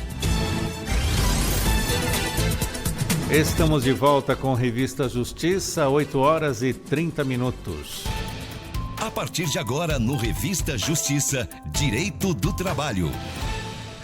Hoje, no quadro Direito do Trabalho, vamos falar de decisão do Tribunal Superior do Trabalho, que recentemente consolidou sua jurisprudência em 21 temas sobre os quais não há divergência entre os órgãos julgadores do tribunal. Os casos foram julgados como incidentes de recurso de revista repetitivos com a fixação de teses jurídicas de caráter vinculante. Vamos entender um pouco mais e falar sobre os principais temas, então, com a nossa convidada e o nosso convidado. Está conosco a mestra em Direito do Trabalho, advogada trabalhista e assessora jurídica de sindicatos, a doutora Larissa Rodrigues Pinheiro. Doutora Larissa, bom dia. Bom dia, Sérgio. Bom dia a todos e todos os ouvintes da Rádio Justiça. É um prazer iniciar mais uma manhã junto para tratar de temas tão importantes. E obrigado por estar conosco também aí, mesmo com a voz ainda se recuperando, né, doutora Larissa? Também está conosco o advogado especialista em Direito do Trabalho e Desportivo, autor de livro, doutor Elton Costa. Seja bem-vindo, bom dia. Bom dia, Sérgio, bom dia a todos na rádio e a todos que nos ouvem, mais uma vez honrado pelo convite. Doutora Larissa, vamos explicar para o nosso ouvinte, afinal, o que o TST definiu, o que são esses 21 temas, qual a introdução inicial sobre esse assunto? Sérgio, existe uma importância, não só do ponto de vista processual, mas também do ponto de vista de nós, advogados e advogadas, que cotidianamente atendemos trabalhadores e trabalhadoras que questionam e estão em busca de explicações sobre os seus direitos. Então, quando o Tribunal Superior do Trabalho define essas chamadas teses vinculantes, o que o Tribunal Superior pretende fazer é, de uma vez por todas, uniformizar um entendimento sobre determinado tema. E esse entendimento que é fixado nessa tese vinculante, ele vai se aplicar em todas as instâncias dos processos trabalhistas para aquele tema que o TST definiu este entendimento. Então, é importante para que todas e todos conheçam, a fim de melhor orientar os seus clientes e trabalhar melhor no processo judicial, se for o caso. Doutor Elton, também, por favor, a sua introdução a respeito desse tema. Bom, a doutora Larissa praticamente esgotou a questão. Se cabe alguma elucidação acerca desse tema, é que ele gera uma segurança jurídica maior para nós, né, que atuamos na justiça, e até para que a gente possa fazer um esclarecimento, digamos, mais assertivo para o cliente.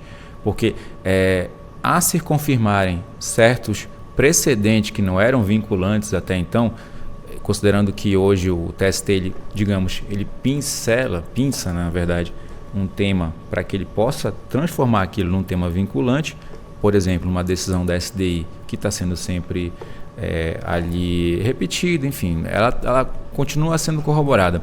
Então esse tema se torna, como a doutora Larissa bem definiu, um tema vinculante, e isso gera uma segurança jurídica para quando nós formos pedir determinada coisa, né, questão em sede de primeira instância, por assim dizer, você não tenha nenhuma surpresa, o magistrado seja obrigado a seguir aquele precedente. Isso gera para nós uma segurança jurídica. Há uma discussão polêmica dessa questão da criação de uma corte de precedente, mas isso já é uma previsão do Código de Processo Civil. E, não surpreendentemente, apenas o TST não tinha ainda, digamos, esse viés de buscar esse lado que você percebeu, né? Da gente realmente ter esses precedentes, como já é o caso do STJ e do STF. Então, diante dessa nova sistemática, eu imagino que a gente vá ter mais segurança jurídica dentro desses temas que o TST vem decidindo. Código de Processo Civil que ontem não, né? No dia 16 completou 10 anos da sua promulgação e nós até tratamos dele ontem aqui na Rádio Justiça. Vamos aos pontos, então, os destaques desses temas, doutora Larissa. Podemos começar pelo Fundo de Garantia e o Contrato de Trabalho. O que temos de novidade, então, definições com esses temas? Sérgio, eu vou até, antes de adentrar nas teses que foram vinculadas sobre a FGTS, só abrir um parêntese aqui para poder complementar essa introdução. Também há uma estratégia do próprio Tribunal Superior do Trabalho em adotar e fixar essas teses, no sentido de reduzir a quantidade de recursos que tem chegado ao TST, né? Então, existe uma estratégia processual e institucional também nesse sentido. E aí, em relação a essas 21 teses que foram aprovadas pelo TST, 3 delas se relacionam à questão de FGTS e contrato de trabalho em geral. A primeira delas, e que é um assunto, todos eles são assuntos muito recorrentes no nosso dia a dia da advocacia trabalhista. Mas o primeiro tema, ele trata da impossibilidade de pagamento de FGTS direto ao empregado. É muito comum nas reclamações trabalhistas, quando a gente vai pedir, um dos pedidos é o pagamento de FGTS que não foi depositado no curso do contrato de trabalho, que ali venha uma proposta de que os pagamentos e os depósitos que deveriam ser feitos naquela conta vinculada lá na Caixa Econômica sejam pagos diretamente ao trabalhador. E o que o TST entendeu?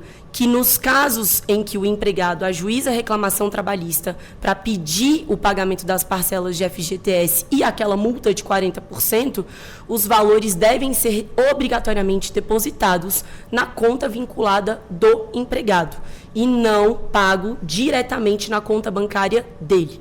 Esse é um primeiro tema. Vamos lá, então. Mais alguma coisa sobre o Fundo de Garantia? Também temos a outra tese que foi fixada, que diz respeito à rescisão indireta por atraso no FGTS. O que é a rescisão indireta? A rescisão indireta é aquela que acontece quando o empregador, o patrão, ele pratica, como a gente chama, uma falta grave. É a justa causa invertida, né? Então, quando o empregador, o patrão, falta com os seus deveres, então a gente pode pedir a rescisão indireta. O efeito da rescisão indireta é como se aquele empregado, aquele trabalhador ou trabalhadora tivesse sido dispensado sem justa causa e não pedido demissão. E aí, neste caso, o TST fixou entendimento no sentido de que a irregularidade no recolhimento do depósito de FGTS, e aí por irregularidade entenda-se não pagar nada ou não pagar da maneira devida, paga um mês e não paga o outro, deposita 2 e não deposita 3, essa irregularidade, ela caracteriza descumprimento da obrigação contratual por parte do empregador. E com isso, este fato já é suficiente para que o trabalhador ou trabalhadora peça a rescisão indireta do contrato de trabalho na Justiça. Doutor Elton? Isso é uma coisa para quem atua na Justiça Desportiva, né, no caso trabalhista / desportiva, né, criando mostrando esse ramo desse lado aí. É interessante porque a gente tem muitos casos de clubes que não recolhem o FGTS corretamente. E aí o jogador vem pleitear a rescisão indireta dele e muitas vezes os juízes, né, até por conta da questão, digamos assim, dinâmica que é do futebol, dizem assim, não, mas aí não é o suficiente, se eu puder recolher para você mês que vem, tá tudo certo. Dentro desse entendimento que o TST pacificou, isso pode gerar, há de gerar, né, de fato, assim, uma preocupação muito maior dos clubes para o DVFGTS, que não é uma verba que eles costumam pagar. Lógico, eu estou falando dos clubes menores, não, com todo respeito. Os clubes grandes, em geral, não tem esse problema. Mas isso sim, esse precedente há de repercutir bastante, até por questão de rescisão, porque a gente fala de jogadores que estão lá se ativando e vão acabar saindo do clube no meio de um torneio, por exemplo. Então isso vai gerar uma repercussão boa. Ainda falando sobre o fundo de garantia, também temos outro tema, né, doutora Larissa? Multa por atraso nas verbas rescisórias em caso de rescisão indireta. O que acontece nessa situação? Então, essa multa, o que é essa multa, né? Essa é aquela multa que a gente fala, que é a multa do 477. Essa é a multa de um salário que a empresa, o patrão, o empregador, deve ao empregado quando atrasa, quando não cumpre aquele prazo de 10 dias para efetuar o pagamento das verbas rescisórias. E aí, o que o Tribunal Superior do Trabalho entendeu? Fixou o entendimento no sentido de que, mesmo que tenha o reconhecimento da rescisão indireta, e isso não acontece a rescisão indireta ela não se dá da mesma forma como uma demissão sem justa causa ou um pedido de demissão, de maneira imediata. A gente geralmente busca na Justiça do Trabalho o reconhecimento da rescisão indireta. E aí o que o TST entendeu é que o reconhecimento da rescisão não afasta a incidência, a obrigatoriedade de um empregador arcar com essa multa que equivale a um salário do trabalhador.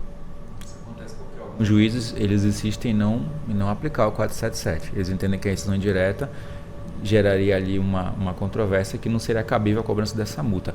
Com esse precedente, eles terão que seguir esse entendimento, sempre. Doutor Elton, vamos falar de outro ponto aqui. Comissões, doutor Elton. As comissões sobre vendas canceladas, afinal, o TST teve que definir tese até sobre isso? Isso é uma coisa que acontece muito no âmbito das empresas que trabalham com vendas, né? Digamos, telefonia móvel, por exemplo, enfim. Você tem essas políticas de comissões que o empregado toma ciência e vendendo um certo número de planos, enfim, aparelhos e tal, dependendo do produto que ele estiver vendendo, muitas vezes ele tem um gatilho, dependendo do número de vendas, que é acionado para que ele receba um determinado valor. Só que, via de regra, só é contabilizado quando a pessoa vai lá e assina o plano. Você vai lá, oferece, a pessoa vai e compra o plano. Às vezes, até por uma questão, digamos, de força do Código de Defesa do Consumidor, o cliente, ele cancela o plano. E aí acontece uma coisa que é chamada, nesse âmbito, de churn. O que é o churn? É quando o cliente cancelou aquele plano e esse plano está vinculado àquela venda daquele colaborador, daquele trabalhador, né? Daquele empregado da empresa. E quando ele faz esse cancelamento, gera um gatilho lá na comissão desse colaborador e ele deixa de receber porque a pessoa cancelou. Então, sempre teve essa discussão no seu trabalho se, sendo uma previsão da política de comissão ou cancelamento, porque é uma regra que o trabalhador toma ciência, alguns juízes entendiam, né, alguns magistrados entendiam que não deveria, que não poderia pagar, porque de fato ele não teve aquela comissão garantida porque a pessoa foi lá e cancelou. Só que alguns magistrados dizem o seguinte, mas não é culpa do cliente, do colaborador, ele vendeu. Aí o que o TST pacificou? Que já era um entendimento majoritário, que independente da política de comissionamento pedir esse pagamento, prever esse pagamento e o cancelamento dele caso o cliente vá lá e cancele, não pode ser prejudicado o colaborador porque ele vendeu. E a partir dali, o serviço, a prestação de serviço é obrigação da empresa. Às vezes ele cancela porque o serviço não está sendo para ele suficiente, o valor é alto e tal. E até pela alteração. Tem alguns que se ele altera o plano e coloca um plano menor, ele perde a venda. E o TST falou o seguinte, não é culpa do colaborador, do trabalhador, enfim. Se você fez a venda, você vai receber a comissão, independente da previsão no plano. Isso aí também se aplica para as vendas a prazos, doutor? No caso, essa discussão, a gente está falando das questões que eles fazem ali dentro desse plano de comissionamento, e aí a discussão é, no geral, uma desvantagem muito grande para quem faz para quem trabalha ali com esse tipo de política de venda, para que de repente a pessoa não entre numa questão de impulsionamento de vendas que na verdade nunca vai ser paga. Que tem certas políticas de vendas que são, muita gente fala assim, impossíveis de você bater a meta. Você bate a meta ali uma vez por ano. Aí você vai lá, tenta ganhar o dinheiro, trabalha às vezes a mais, tal, faz uma hora extra, e na hora de chegar o recebimento, você não chegou na meta porque o gatilho lá ele é inalcançável.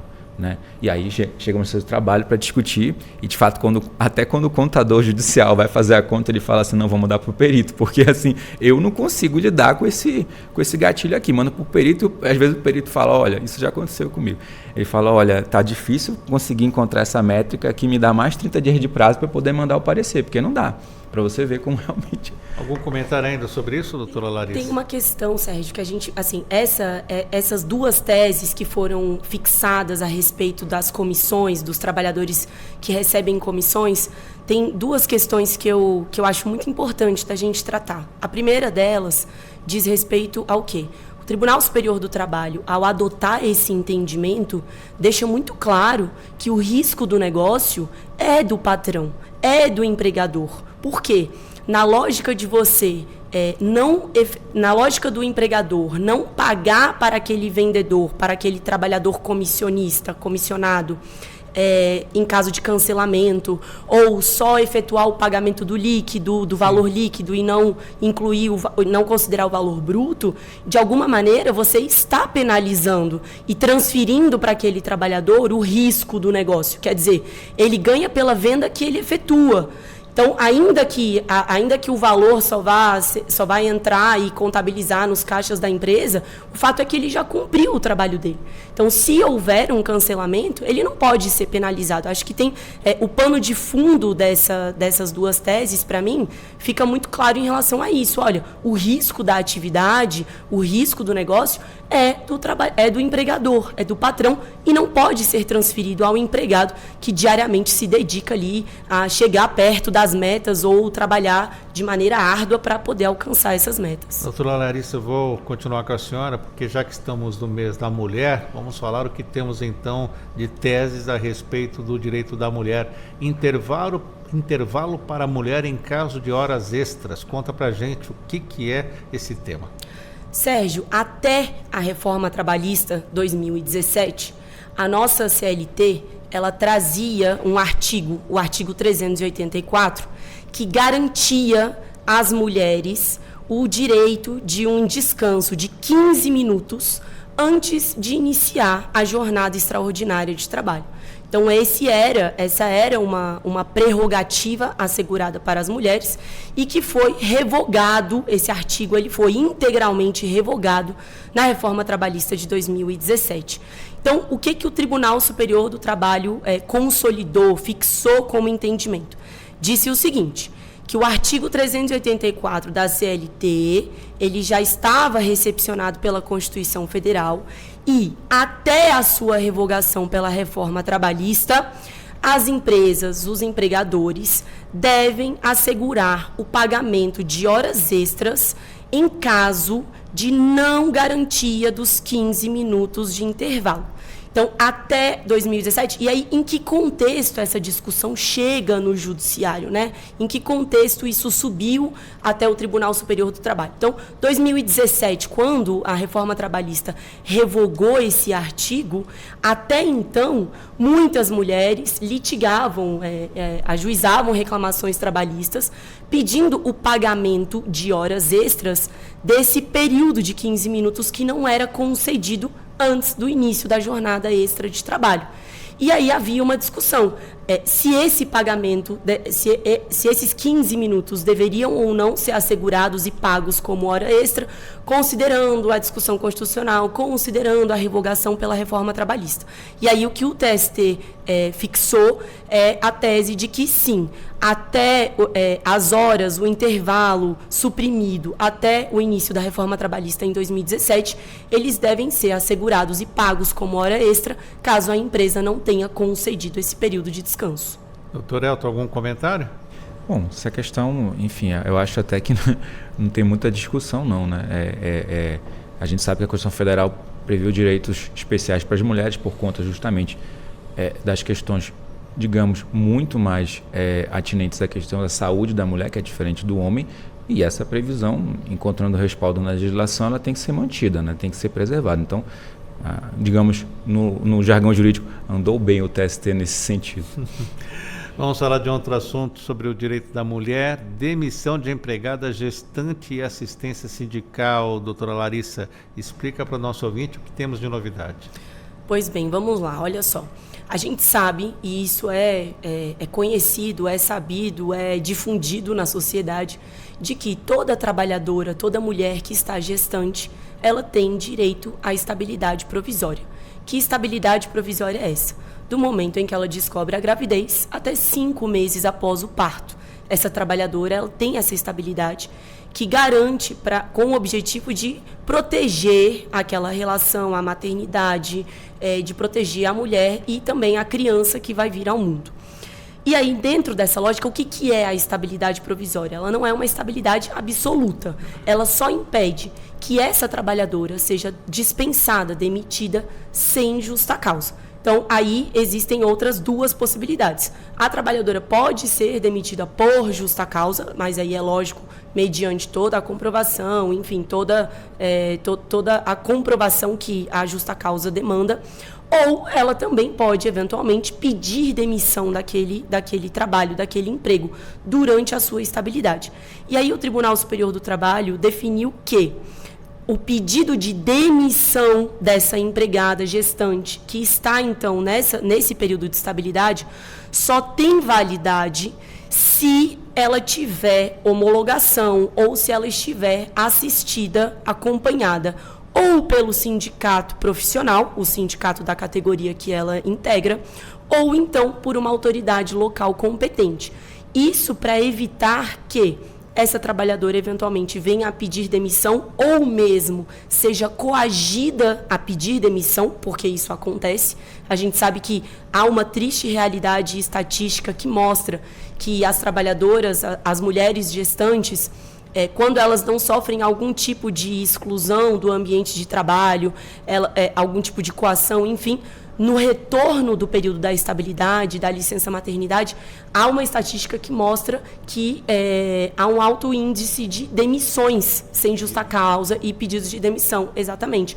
Então, o que o TST consolidou? O TST consolidou o seguinte: olha, se uma trabalhadora gestante, no curso da sua estabilidade, quiser pedir demissão, essa demissão somente será válida se ela estiver acompanhada do sindicato que a representa, do sindicato da sua categoria, ou então da autoridade local competente, no caso, Superintendência Regional do Trabalho e Emprego. Trazer um exemplo, complementar perfeito a colocação da doutora, sem acréscimos.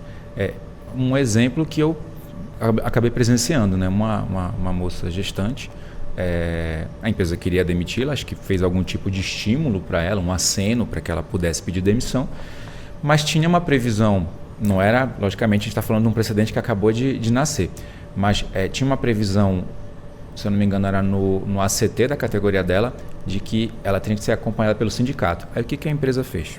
Entregou para ela um termo, e nesse termo dizia o seguinte: se ela optava por ser demitida na sede da empresa ou no sindicato.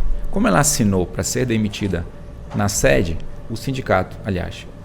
a empresa entendeu que ela estava anuindo com a demissão sem precisar da presença do sindicato, ou seja, abrindo mão da presença do ente sindical. Quando a discussão veio, eu disse o seguinte: é diferente você abrir mão da presença do representante do sindicato ou você ser demitido no sindicato, porque a regra diz que tem que ter o ente sindical. Não interessa se ele está na sede da empresa, se ele está na sua casa, se ele está dentro do sindicato. Então eu entendi que o termo não era válido. Agora o TST diz que o termo não é válido de forma alguma. Mas o magistrado de primeira instância consentiu. E a gente entra numa discussão de jargões jurídicos, logicamente, peço venha, mas um pactação de servanda, que aí a pessoa traduz que isso, o direito favor, seria assim, você tem que cumprir o contrato que você fez como se as duas partes não tivessem na verdade poderes iguais, o que não é o caso, senão não existia direito do trabalho. A gente não estava discutindo aqui direito do trabalho, era tudo cível, a gente vai regredir. Então a pessoa assina uma coisa sendo um direito indisponível, porque ela está gestante, e está discutindo o direito do nascituro também, e aí vai lá e assina, não, está válido, aí o juiz falou, não, mas ela assinou. Se a gente for jogar tudo isso nessa expressão feia, mas na vala comum, imagina, a gente não vai conseguir cumprir nada. Se todo mundo sair assinando regras e dizer que anue com tudo, os direitos da gestante vão ser perdidos e como a doutora Larissa bem colocou, as estatísticas só tendem a aumentar, tomar cuidado com isso. E aí, exatamente, e aí tem essa lógica, por exemplo, esse exemplo que o senhor mencionou é um exemplo muito clássico de a maneira sutil dos trabalhadores, e aí nesse caso especial da mulher gestante, de ser alvo de uma discriminação velada, de uma coação nas entrelinhas, no sentido de que, olha, assina aqui, tá tudo bem, a gente vai te dar um benefício, pago por fora, uma indenização. Então, veja, você convence, né? Mas na lógica, quando isso vai para o judiciário, e aí é importante que a gente diga isso, mesmo, por exemplo, nesse caso, é lamentável que o entendimento tenha sido esse. O juiz validou. Ignora por completo a condição de vulnerabilidade daquela trabalhadora gestante e mais, ignora a premissa dessa proteção da estabilidade gestacional, que não é só da mãe, mas também daquele bebê, daquele nascituro que vem ao mundo e precisa dessa proteção, dessa garantia. Não à toa se trata de uma garantia constitucional. E é importante, né? Esses 21 temas definidos pelo TST, agora não teremos divergência pelos tribunais pelo Brasil. Assim esperamos. Se tiver, a gente tem remédios constitucionais, né? Chamada reclamação, para que os juízes e magistrados, no caso desembargadores, respeitem as decisões do TST. Não à toa os precedentes estão aí para isso. Já sobe direto lá para poder manter a hierarquia, né? E a posição dominante das decisões do TST. Daqui a pouco teremos a transmissão da STI2, do TST. E, doutora Larissa, rapidamente para concluirmos, faltou algum tema ainda, na sua opinião? Assim, para ser incluído, além dos 21? Olha, sempre tem temas, né, Sérgio? Acho que a gente tem vivido agora momentos cada vez mais complexos das relações de trabalho. Eu acho que a gente tem isso aqui, essas 21 teses que foram fixadas agora, elas já são questões, ações, demandas que vêm tramitando na Justiça do Trabalho há longo tempo. Então, são discussões que têm mais de 10, 15 anos, que já são feitas em todo o judiciário trabalhista brasileiro. Acho que a tendência daqui para frente é que cada vez mais a gente pense e reflita e leve temas que precisam ser uniformizados para que a gente tenha segurança jurídica nas demandas. Quero agradecer a doutora Larissa Rodrigues Pinheiro, ela é mestre em Direito do Trabalho, advogada trabalhista, assessora jurídica de sindicatos. Muito obrigado por estar conosco aqui na Rádio Justiça e até a próxima, doutora Larissa. Muito obrigada, Sérgio, e todas e todos os ouvintes da Rádio Justiça. Um bom dia, meu colega também aqui de bancada. Bom dia a todos. Também agradeço o doutor Elton, advogado, especialista em Direito do Trabalho e Direito Esportivo. O doutor Elton fica comigo aqui, porque daqui a pouquinho teremos o início da STI2, do TST. Doutor Elton, muito obrigado também. Obrigado, Sérgio, a todos na rádio e especialmente a minha colega de bancada, a doutora Larissa. Muito bem, o Revista Justiça de hoje fica por aqui, porque já tem a transmissão da sessão plenária do TST. O programa teve a apresentação minha, Sérgio Duarte, edição Camila Rodrigues, produção Leandro Bezerra e Diego Veiga, trabalhos técnicos Luiz Alves, coordenação de jornalismo Marcela Luiza, Secretaria de Comunicação Social, Supremo Tribunal Federal. Voltaremos daqui a pouquinho com a transmissão do TST. Até já.